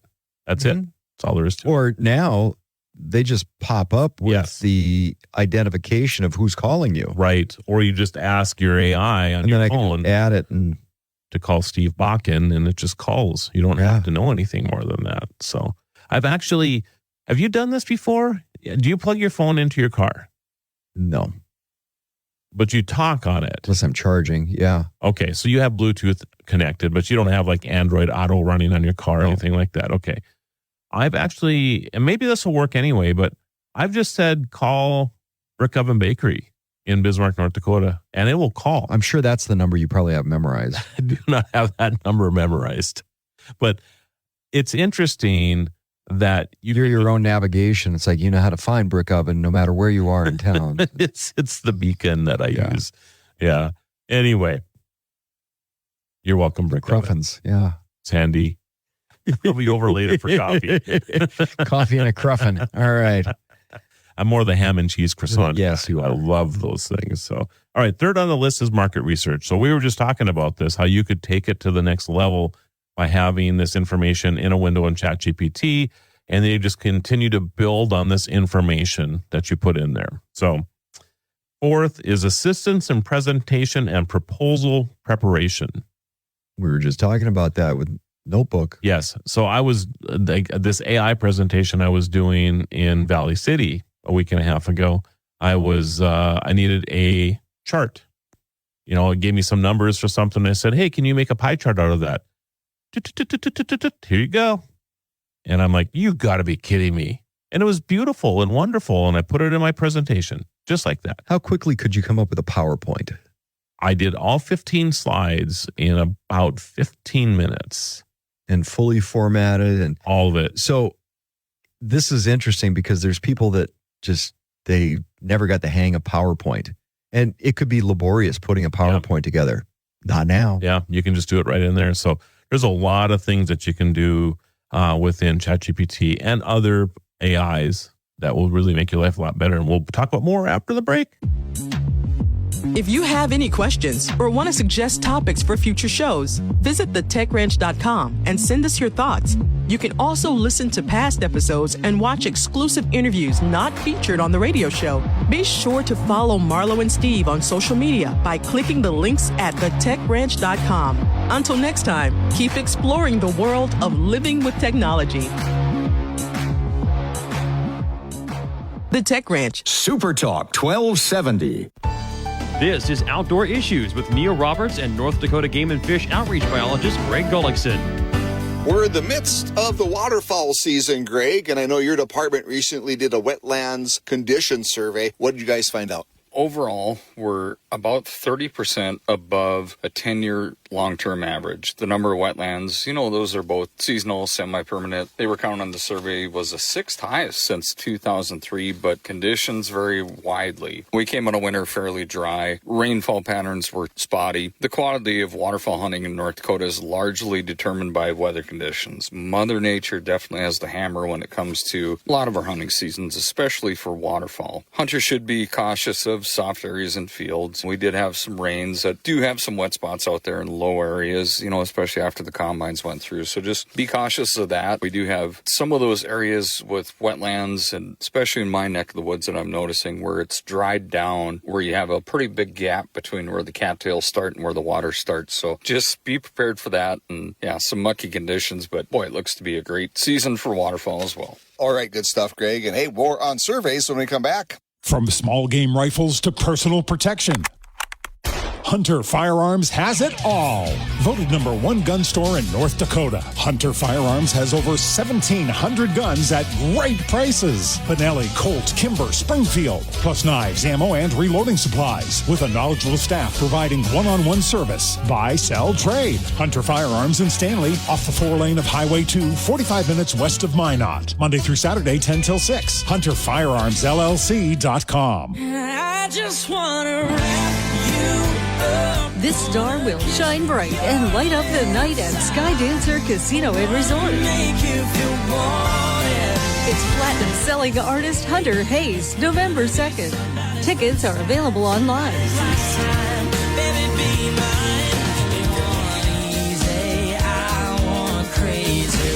Winter Haze, November 2nd at Skydancer Casino and Resort. Talking outdoor surveys today on outdoor issues. And Greg, I know your department does one in particular on mule deer. Tell us about that. You know, that's one thing with our department is we've had some long-term surveys, and one that's coming up, and it's actually going to begin October 14th, is the fall mule deer survey. During this period, a couple weeks to get it done. So if you notice low-flying small airplanes over some of the badlands, that's where we do it. We've done these aerial surveys in the same area since 1950. All right, good stuff, Greg. And that brings this report to a close. Until next time, I'm Neil Roberts. You've been listening to Outdoor Issues, brought to you in part by Hunter Firearms, Stanley, North Dakota, by Skydancer Casino and Resort, where the sky's the limit, and enjoy a home-cooked meal at Homesteaders in Minot. This is the Pet Minute. I'm Steve Dale. Aging cats and weight loss. Next. Your dog loves going to the dog park and seeing his buddies. Maybe sometimes when you travel, he gets to hang out with friends at his favorite boarding facility. Social dogs like yours need more protection than most. By pairing Bordetella Protection, also known as kennel cough, with immunity against canine influenza, we can help ensure these dogs stay healthy. Merck Animal Health wants you to talk with your veterinarian about pairing up for protection with vaccines for your dog for kennel cough and the canine influenza virus. Don't wait. Vaccinate. Pay attention to weight loss in your older cats, says Dr. Mary Gardner. For cats, 1 pound is a big difference. That could be 10% of weight loss in a cat. People don't think that's a big deal, but we really need to understand also the percentage of what that means. And it's not just weight loss, it's muscle loss. Find tips on keeping your aging cat healthy and happy in Dr. Gardner's latest book, 9 Lives Are Never Enough. For the Pet Minute, I'm Steve Dale. This truly changes storytelling. I mean, if you can take a page out of Mark Twain and just put it in there as the prompt, and then this story of a Connecticut Yankee in King Arthur's court comes alive. Are you kidding me? Okay, so let's take baby steps. Crawl before we can walk.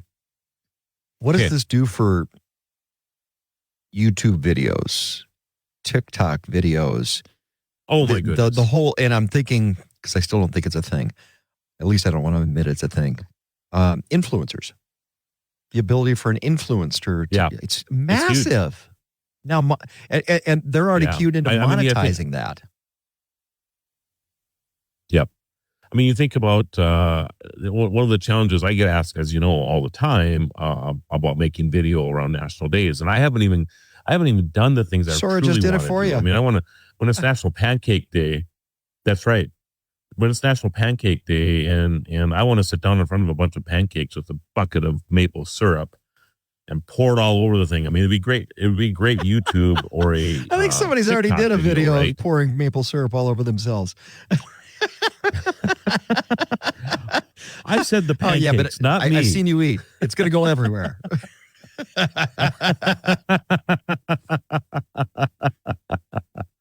But you're right. I mean, that ability to create content like this is going to be absolutely amazing, especially if you can upload like photos of yourself and then create things from that, which I'm sure will be the next thing. You know, even if you can't do it right away, that will be the next thing that you can do, because you can upload photos into ChatGPT right now and have it analyze the photo for you, and it does a pretty good job there as well.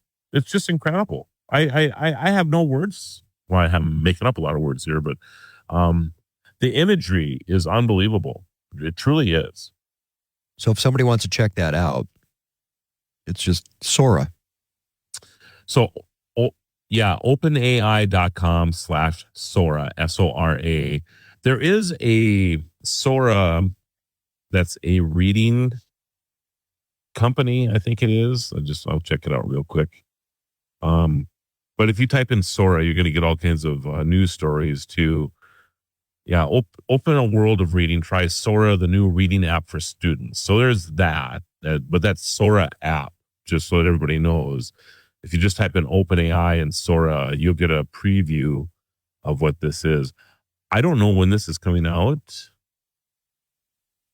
but my guess is probably pretty soon, because I don't think they'd be making a big splash about it if it wasn't going to be available pretty shortly. Well, and usually when something comes out, I look at it two ways. One is, does it improve your life, or is it a tool that you can use for basically home use?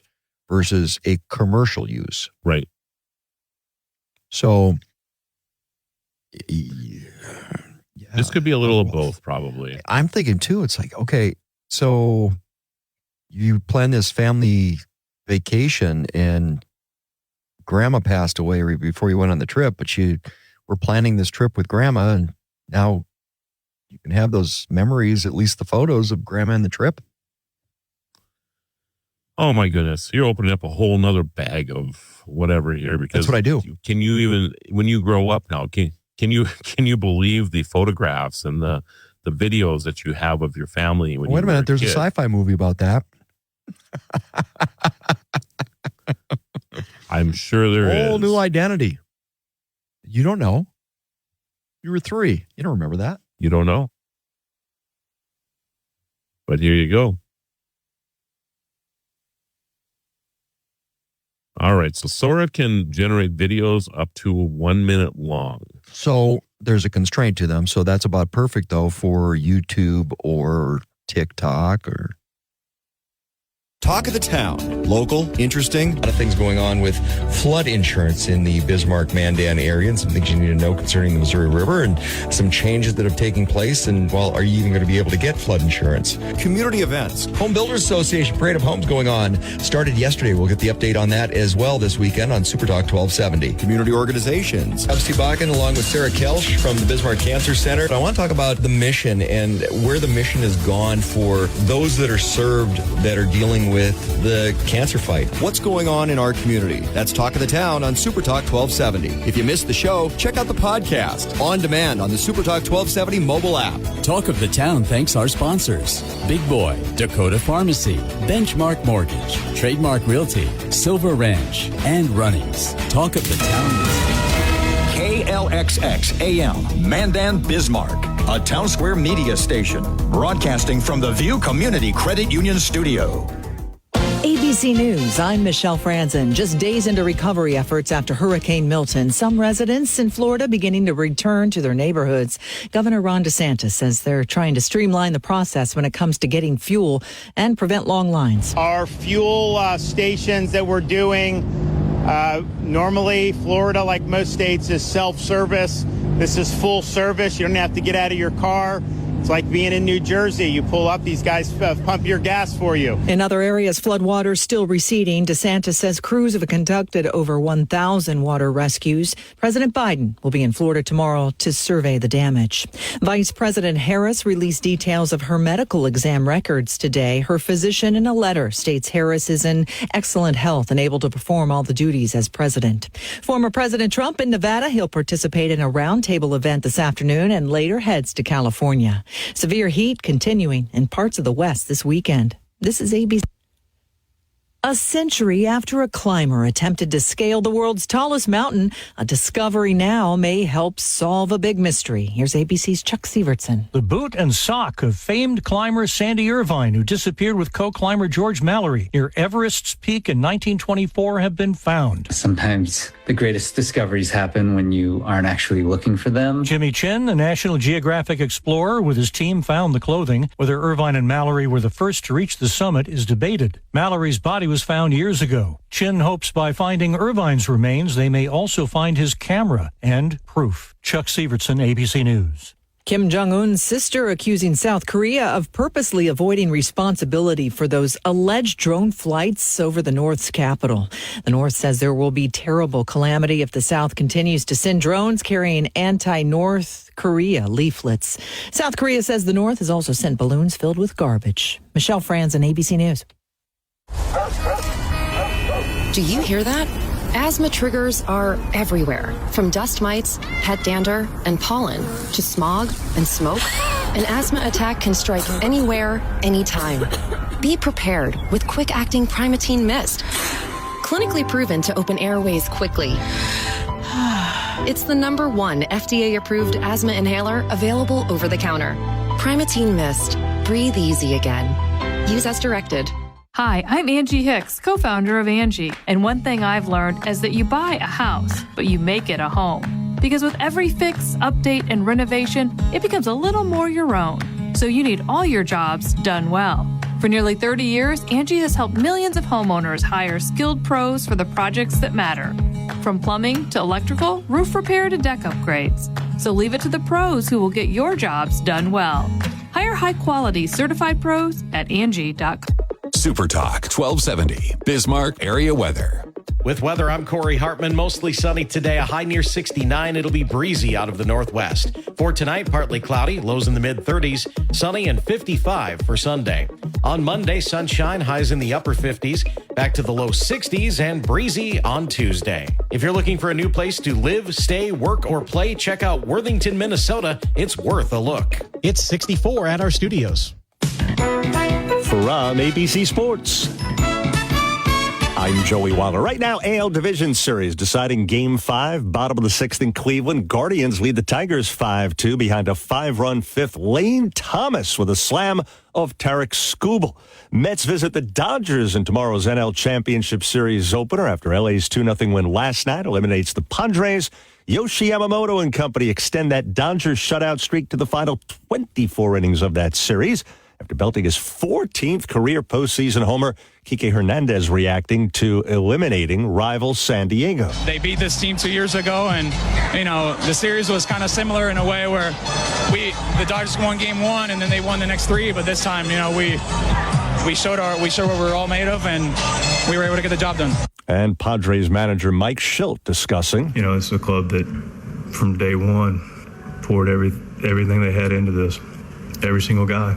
And they did something that was really special. They did it for each other, and they did it for San Diego. And the Mets saying today Kodai Senga and Sean Manaea are its starters in games 1 and 2 of the NLCS. College football right now. They're in the 4th. And Alabama, with seconds remaining, leading South Carolina 27-14. Gamecocks just had a throw into the end zone ruled no touchdown, but there's video review. Meanwhile, Clemson rolling at Wake Forest 49-14. Missouri dominating at UMass 45-3. Also in the 4th, Iowa all over Washington 37-10. Wisconsin a 42-7 bulge at Rutgers. Georgia Tech up 34-24 at North Carolina. And Army trying to remain unbeaten. They are busting Alabama Birmingham 44-10. NHL, they're in the 3rd right now in a matinee. The Kings at Boston tied at 1. Joey Waller, ABC Sports. Not valid in all states or where prohibited by law. Loans are subject to lender approval. See website for details. Meet Brian. He just got $5,000, and it was pretty easy. I'll tell you how in 10 seconds. Brian needed cash help. After being rejected by banks, he tried 27cash.com. Told them how much he needed, even let them know he had bad credit. In minutes, 27cash.com found a lender who deposited $5,000 into his bank account the very next day. If you need cash help, even if you have bad credit, go to 27cash.com. 27cash.com. Offer not valid in all states or where prohibited by law. Loans are subject to lender approval. See website for details. Honey, the credit card bill came, and we're maxed out. Maxed out cards, rent is due. We need cash help. We should go to 57cash.com. With our bad credit? 57cash.com helps all credit types. They partner with over 100 lenders to help even people with bad credit get approved for up to $10,000. And cash can hit our bank account as soon as tomorrow. Wow. When you need cash help, go to 57cash.com. 57cash.com. Conservative talk without apology. The Regular Joe Show with Joe Gigante. Weekday evenings at 9 on Supertalk 1270 and the free Supertalk 1270 mobile app. Portions of the following program are pre-recorded.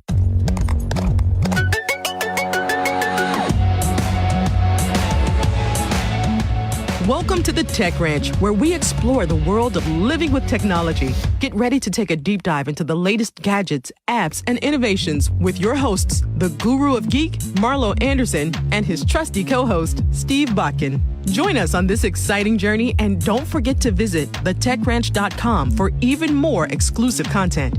Now, without further ado, let's welcome Marlo and Steve to the Tech Ranch. And if you're just joining us, we are talking about how AI, ChatGPT, Gemini. How many are there now? There's a lot. Hundreds. They're becoming really niche-y. That's what they're doing. So I feel like they're using like the power of OpenAI. And you can do this, by the way. We could create one for the Tech Ranch, for example. It would be its own. We would have our own AI powered by OpenAI, which is what powers ChatGPT. You create an API right to it, and then you have your own your own little. And why have we not done this? Oh, wait a minute. You're busy. Okay. It costs money to do those things. Well, you know, something that I don't have.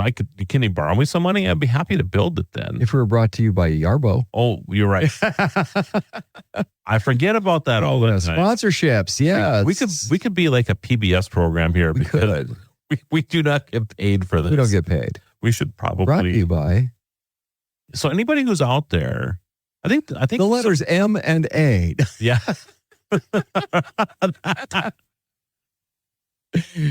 And the number 2. Wasn't that a Sesame Street thing they used to do? This program's being brought to you by the letter Z. Yeah. For zucchini. Yes. That's funny. That would be hilarious. I love that. Oh, another segment. All right. Yeah, there we go. All right. Next on the list, data analysts and insights. Okay, before you get into that, I do have to say, I recently went to Gordon Center National Dog Show in Michigan with my wife, and we were going through Menominee, Wisconsin. Menominee, one of my favorite places. So as we're going, my wife had never heard the Menominee song from the Muppets. Did you share it with her? I did. She hates me to this day. Did you get? Because everything's a Menominee. Well, how many cities have a song on the Muppets just for them? They don't. Well, you're right. The city of Menominee, Wisconsin, actually came up with a whole marketing strategy off of that Muppet show with the Menominee song. In Wisconsin? Menominee. It's Animal. I can understand why she was getting frustrated with you. Why? Because every time she tried to speak, you would go, Mana. Well, it was kind of funny because she'd be having a conversation with somebody and all of a sudden be like, Mana song. And I go, Mana. It's kind of, okay. Did you pick up any generic beer while you were there? No, I didn't. Have you seen? I think it's Wisconsin. I think Michigan has it too. It's just a white can with black letters that says beer on it. Oh, I've seen those. Yeah. It's hilarious. And that you can buy those over there. So, oh, here we go. Yeah. And once it's in your head, nope. Mana.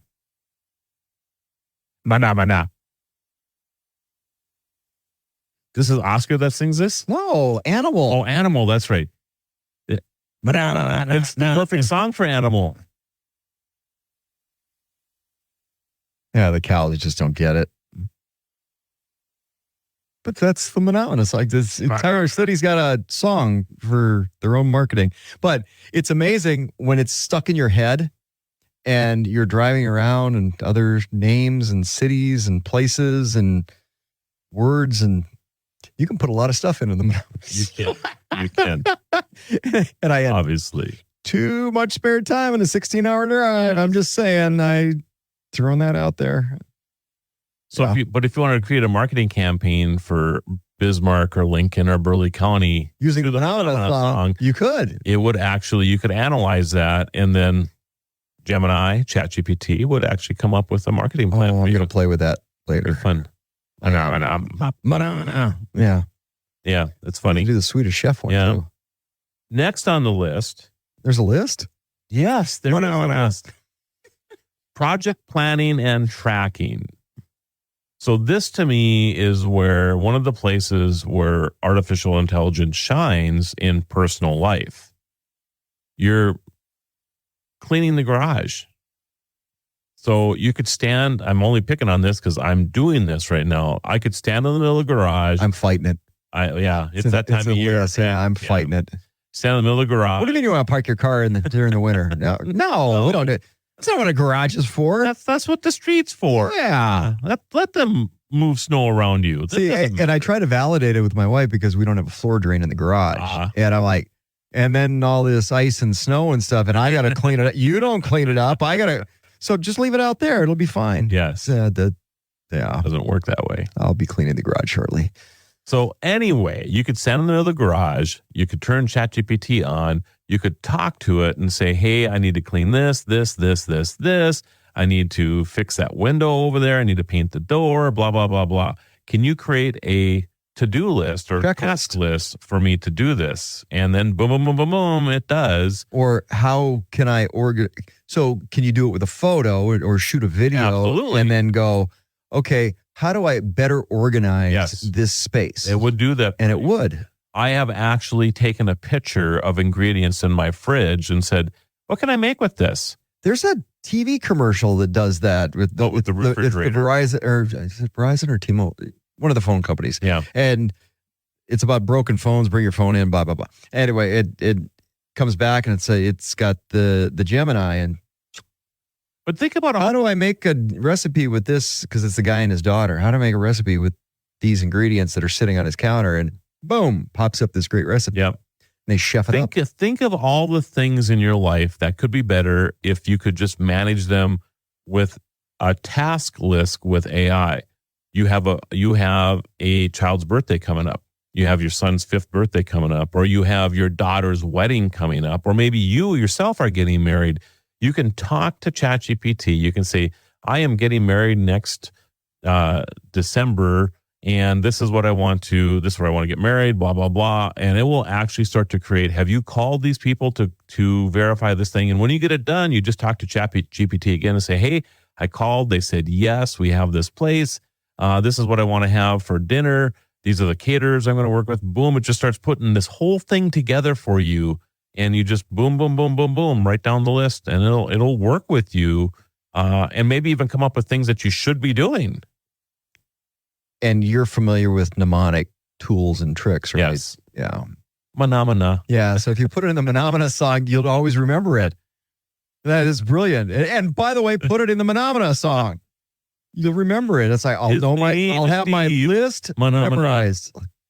Bakken like the oil field. Phenomena. Phenomena. You got to do it like animal. Phenomena. So there is that as far as project planning and tracking, and it's an excellent tool to really organize your life. So I would highly recommend it. Now, the video side, that's the interesting part. If you can take a picture of the space. So I've done pictures. Yeah. We'll get into that next. So I don't know so much about videos yet, but I'm sure that's coming. But pictures for sure.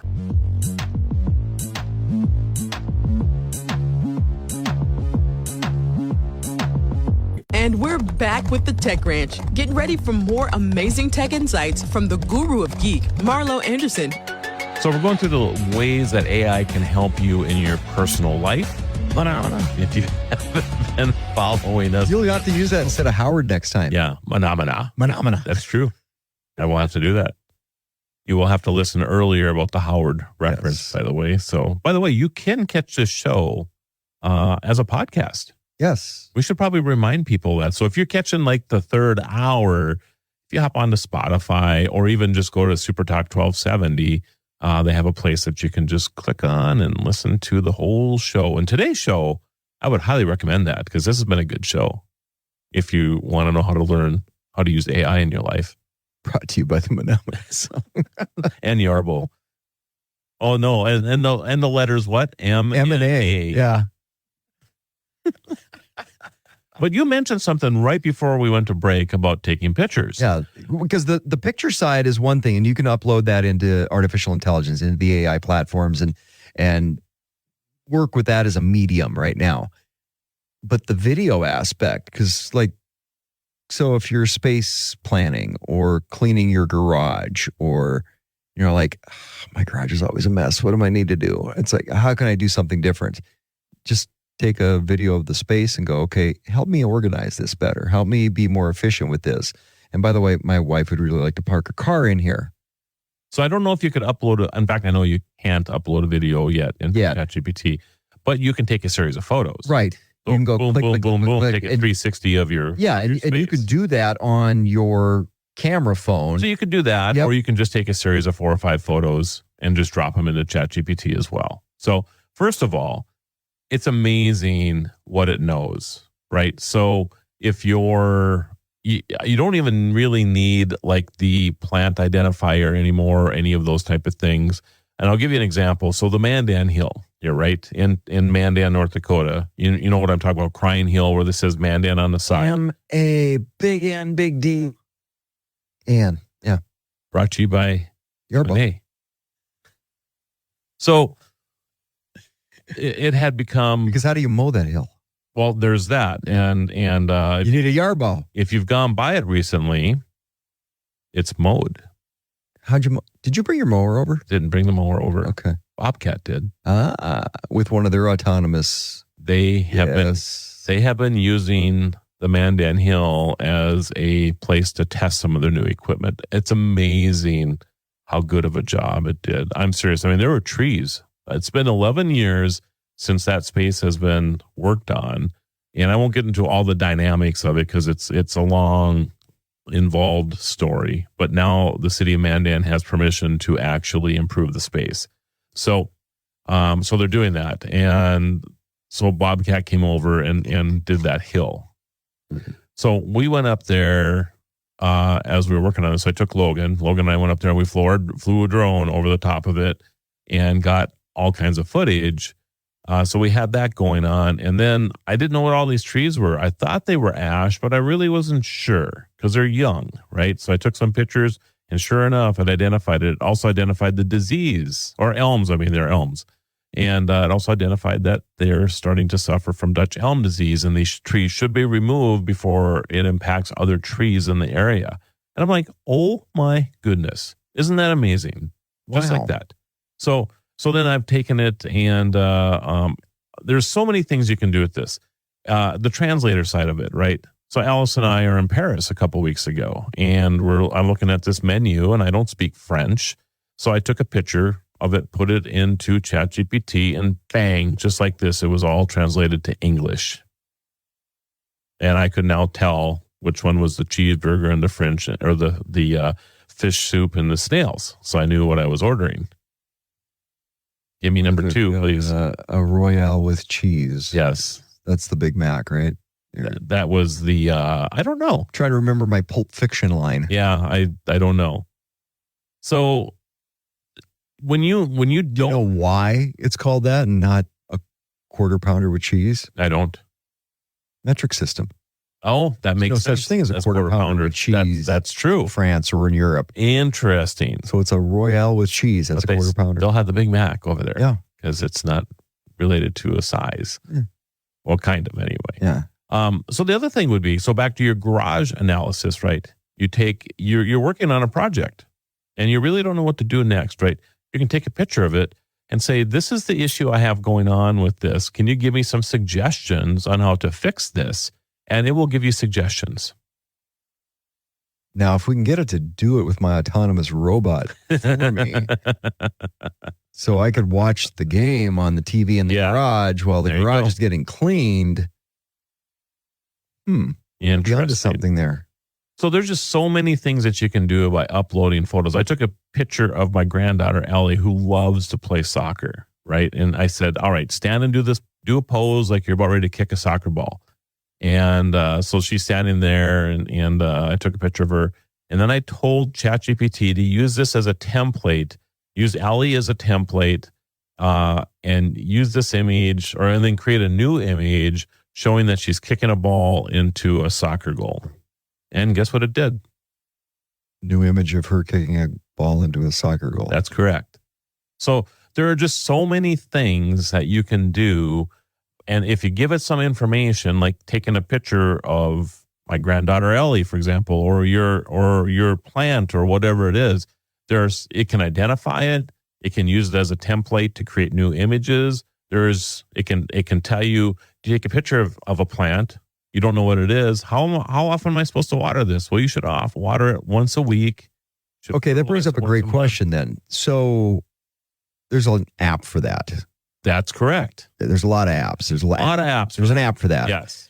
So AI, why do I need the app? That's correct. So I don't need to pay for this plant app to identify tree species, weeds. What kind of grass do I have? Should I have a more drought resistant? Yeah, and the other thing is that AI is actually looking at the app. It's not just taking the information. Steve, you built the app for this plant identification program and the ways to, take care of the plant or whatever, right? It's just you, right? AI isn't just you. It's a source of, it's many different types of sources that have come together, and it will most likely give you the best recommendation on how to care for that plant. And it'll identify the disease it has and what you could do about it. So, yeah. Bust out the chainsaw. Yeah. Case of those elms. Which is sad. And then you take it to the next level, right? I could actually open up ChatGPT right now and say, hey, somebody's suffering a heart attack right in front of me here. What do I do? Call 911. Well, it'll say that first, and then it'll say, this is how you do chest compressions. This is how you give mouth to mouth. And it'll show you, it'll talk you through these things. Staying alive. So Staying alive. It's amazing what's possible, and it's truly life-saving as well. So it's How many different songs are there for doing chest compressions? I think Staying Alive is that's kind of the big one. It is the big one, yeah. There's like 4 or 5. Yeah.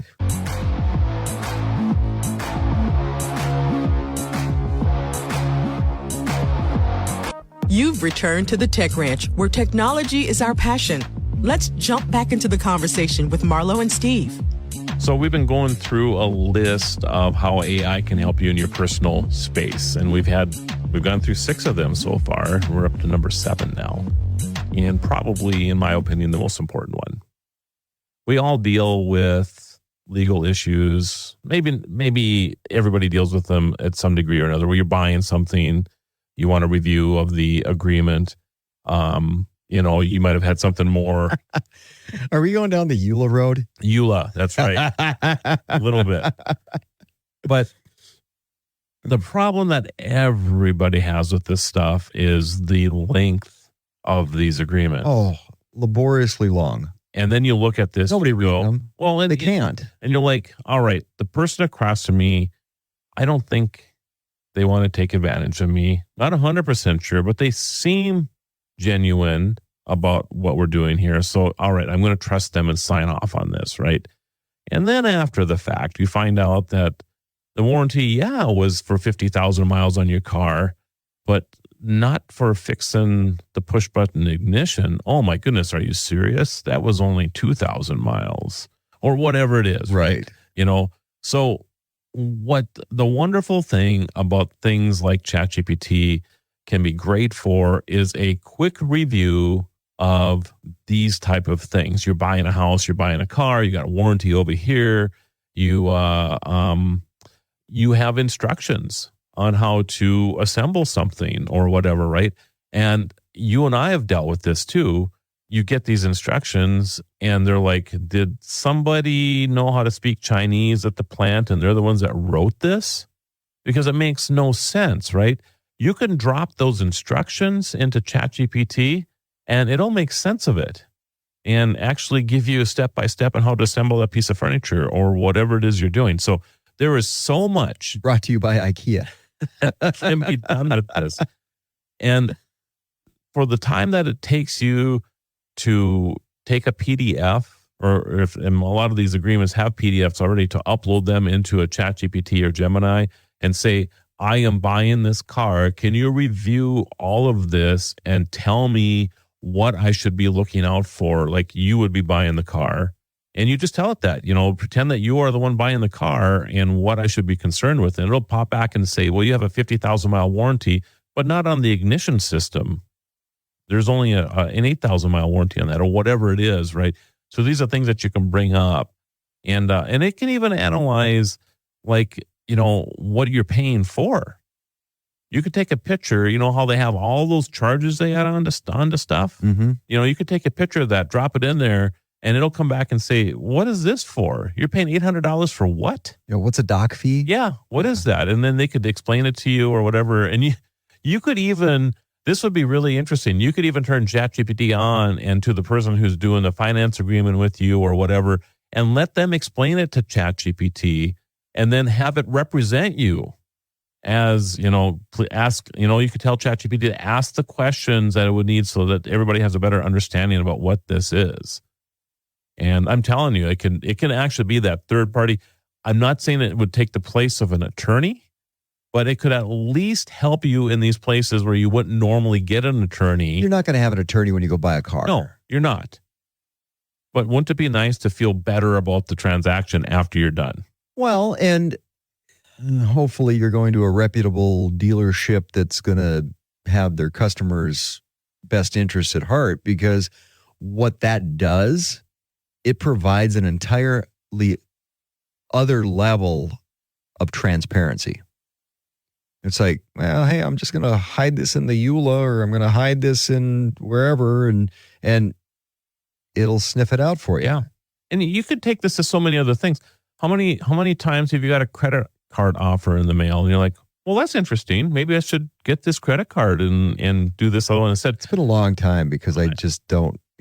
I get them all the time. Yeah, I know. Like but if you answer them, then you get them more. I suppose. Or you use them a lot, and I do. So anyway, so you could take a picture of the offer and then compare and say, all right, is this legit? Yeah, is it legit? Am I? And they'll come back and say, well, yeah, if you want to move move your balances over here, but it's going to cost you 4% to do that or whatever, because that's in the fine print that you wouldn't catch until after the fact. Well, and just from a consumer perspective, being able to compare and contrast, because how many times have you gone to one store and go, oh, hey, that looks like a good deal, but I wonder if it's cheaper over at that other store that I frequent. For example, I'll do that between Sam's Club and Costco quite often. Okay, well, if you can't find it online, you want to, well, I'm going to be at the store in a couple of days anyway, I'll go check that out. You can do all that with artificial intelligence. The AI can, hey, find me the best deal wherever this is, locally, online, whatever, and it'll bring you those top offers. Boom, done. So imagine you're shopping for interest rates because you're going to buy a car or a home mortgage, or I'm just thinking of, and you and I have talked a lot about the jobs that will be created, but some of the jobs that potentially could go away. Why do I need a mortgage lender? I could have my AI shop all this and do the title work, and I guarantee you that's going on already. Yeah. Yeah, they're starting to do all of that. Well, I know title companies are using AI. Yeah. You're foolish not to. It just speeds up the process. Laborious processes that people don't want to do anyway. And it allows them, I don't think it's replacing the job. It's just allowing them to maybe do their jobs better. Now, I'll say this, like, so with the title side of things and using that as an example, and I would assume that title companies are using that to truncate the process because it's like, oh, okay, hey, 90 days till closing. But why?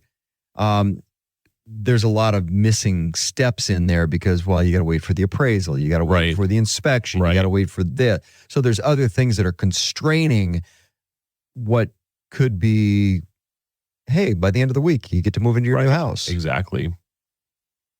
So there's other things. Yeah. I think the other thing too is like on the health side of things, right? So, you know, we're in a scenario now where it's probably more unusual to eat at home than go out for dinner, right? I think more and more people are just go out now, and opposed to when I grew up and we did it once a year. You know, it's just amazing how it's changed. But if you're on maybe Christmas Eve, if the dog ate the turkey, there you go. Yes, then you'd have to go. Chinese for everybody. Yep. But you can. Let's say you're on let's say you're trying to limit your carbs, for example, and you're going out to dinner. You can take a picture of the menu and ask ChatGPT to say, "Hey, I'm trying to reduce my carbs. What are the best choices on this menu?" If you're not, I don't know anything about this stuff, so it would. That doesn't work for me because when I go out to eat, it's not. My wife is like, she yells at me all the time. It's like, get a salad. No, I can have a salad at home. Right. I go out to eat for the experience. And I understand that, but and the flavor and the taste and things I can't cook at home. People are eating out for convenience sake now too, so this would help you with that.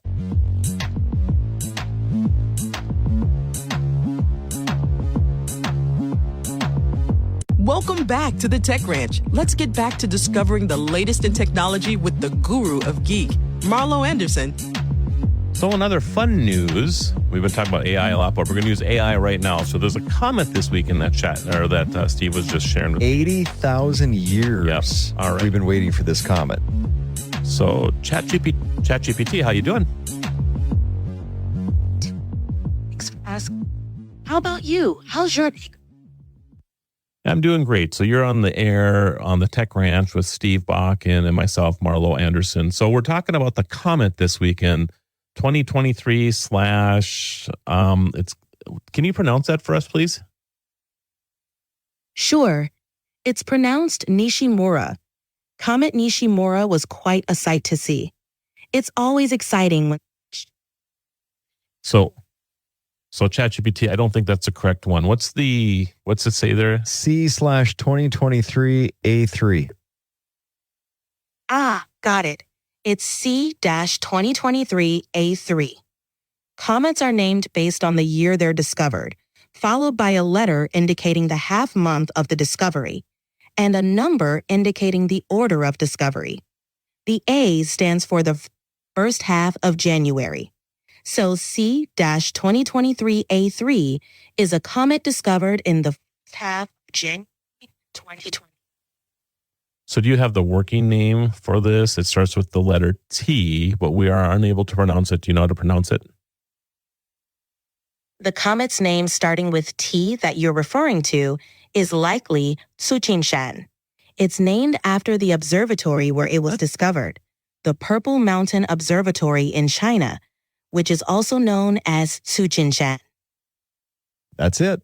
Very good. Thank you, ChatGPT. Actually, that's /-atlas is what it is. So there you go. Yeah, I had no idea how to pronounce that. So that's viewable tonight? Yeah, this weekend. Okay. It's visible. So does it talk about what part of the sky you need to look at? Comet appearing as a faint star-like smudge trailed by a hazy tail should be visible just before dawn on 4 consecutive mornings, Friday morning through Monday morning. So, okay. But it doesn't say which orientation in the sky. So ChatGPT, where in the sky should we be looking for this comet? To spot the comet, you'll want to look towards the constellation Draco, which is visible in the northern sky. Draco is near the Big Dipper, so finding that first can help guide you.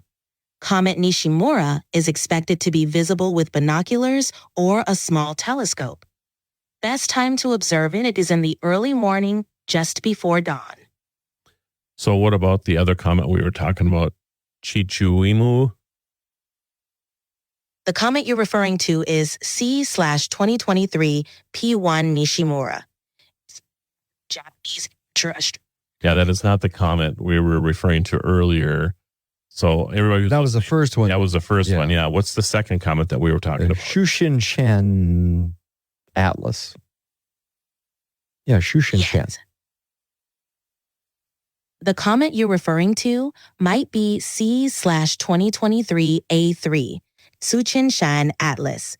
It's a comet discovered by the Purple Mountain Observatory in China, also known as Tsuchinshan, and the Asteroid Terrestrial Impact Last Alert System. It's predicted to be quite bright and might put on a good show in the sky. So where do we look in the sky to see this? To spot comet C/2023 A3, Tsuchinshan Atlas, you'll want to look towards the constellation Serpens. This constellation is best visible in the northern hemisphere. You may need a telescope for a better view as it gets closer and brighter. The best time to observe it will be around its closest approach to the sun and Earth. Always check the latest sky watching updates for precise details. All right. We're not going to get ChatGPT to tell us, but the northern part of the sky anyway. Right. So, well, actually, if you notice, 2 different constellations, yes. Both near the Big Dipper, but reference 2 different constellations. Yeah. So I'll check it out tonight, actually. I hope the sky is clear and I'll get out there, and I'm a big celestial fan. Well, actually, just get up early in the morning and do it. So it's actually best early in the morning. Yeah, right before sunup. So, which is what, 7:35 now or something? Yeah. I've noticed that it's just getting dark way too late now. Every day. I used to get, in the summertime, I love getting up to the sun, and now that's not happening anymore. Well, you just got to get up later now. Well, yeah, that's true. You get to sleep in, Marlo. And I get to go to bed earlier. Yeah. Wow, this is great. Yeah, I don't like longer, darker days. I don't either. Not a fan. No, I'm not either. But that's what we're headed to right now. So did you have an outage with your phone earlier this week? So on Monday? Yeah, it was, wasn't it Verizon? Verizon. So you're a Verizon. Outage. Yeah. And did you hear what that was about? Or I did not have an outage. My wife did. You're on the same plan, right? We are. And that was the weird thing about it. Wow. Because she had no service and I was good to go. Is she Apple and you Droid? Or she's Apple and I'm Android. And I never heard the difference between the two. So Verizon basically came out with a statement, and it was kind of the upper Midwest is where a lot of the outage was, but about 100,000 outages nationwide. And they were working to fix it, but apparently there was a down detector error, blah, blah, blah. So sounds like Danger Will Robinson. Yeah, it was a technology. Yeah. Oops. Like usual. Yeah. Nobody hacked it, or it wasn't a terror attack or a terrorist attack. Okay. No, but a lot of people, their SOS mode on and off was displaying. And so yeah, that's interesting. Yeah, so the SOS would work, but the regular phone service didn't. Okay. But SOS or SMS? SOS. Okay. So save our skins. Yeah. Okay. Yeah. I didn't know we had an Monday SOS. was kind of crazy, though. It's like my wife didn't call me once all day. Oh, speaking of last Monday, it was crazy. She didn't call me all day. Yeah, it was kind of nice. The other big news was, did you see the purchase of DirecTV is going through, buying Dish and Sling? Yes. You had mentioned this earlier streaming in the week. So yeah. So it's basically about the streaming. They want Sling. Because the satellite network business is pretty much dead in water now. Right. I mean, there are a few people that still have it. But it's about the streaming. It is. And I noticed last weekend, before I heard about the sale going through, that there were a lot of ads popping up for DirecTV. And hey, we got this new thing coming and you can take us anywhere. You can stream. Jay had I was at Jay Leno last weekend, and he had a great joke, which I guess I'll have to share with you next week, everybody. So come on back. And that's a wrap on another fantastic episode of The Tech Ranch. Remember, if you have any questions or want to suggest topics for future shows, visit thetechranch.com and send us your thoughts. You can also listen to past episodes and watch exclusive interviews not featured on the radio show. Be sure to follow Marlo and Steve on social media by clicking the links at thetechranch.com. Until next time, keep exploring the world of living with technology.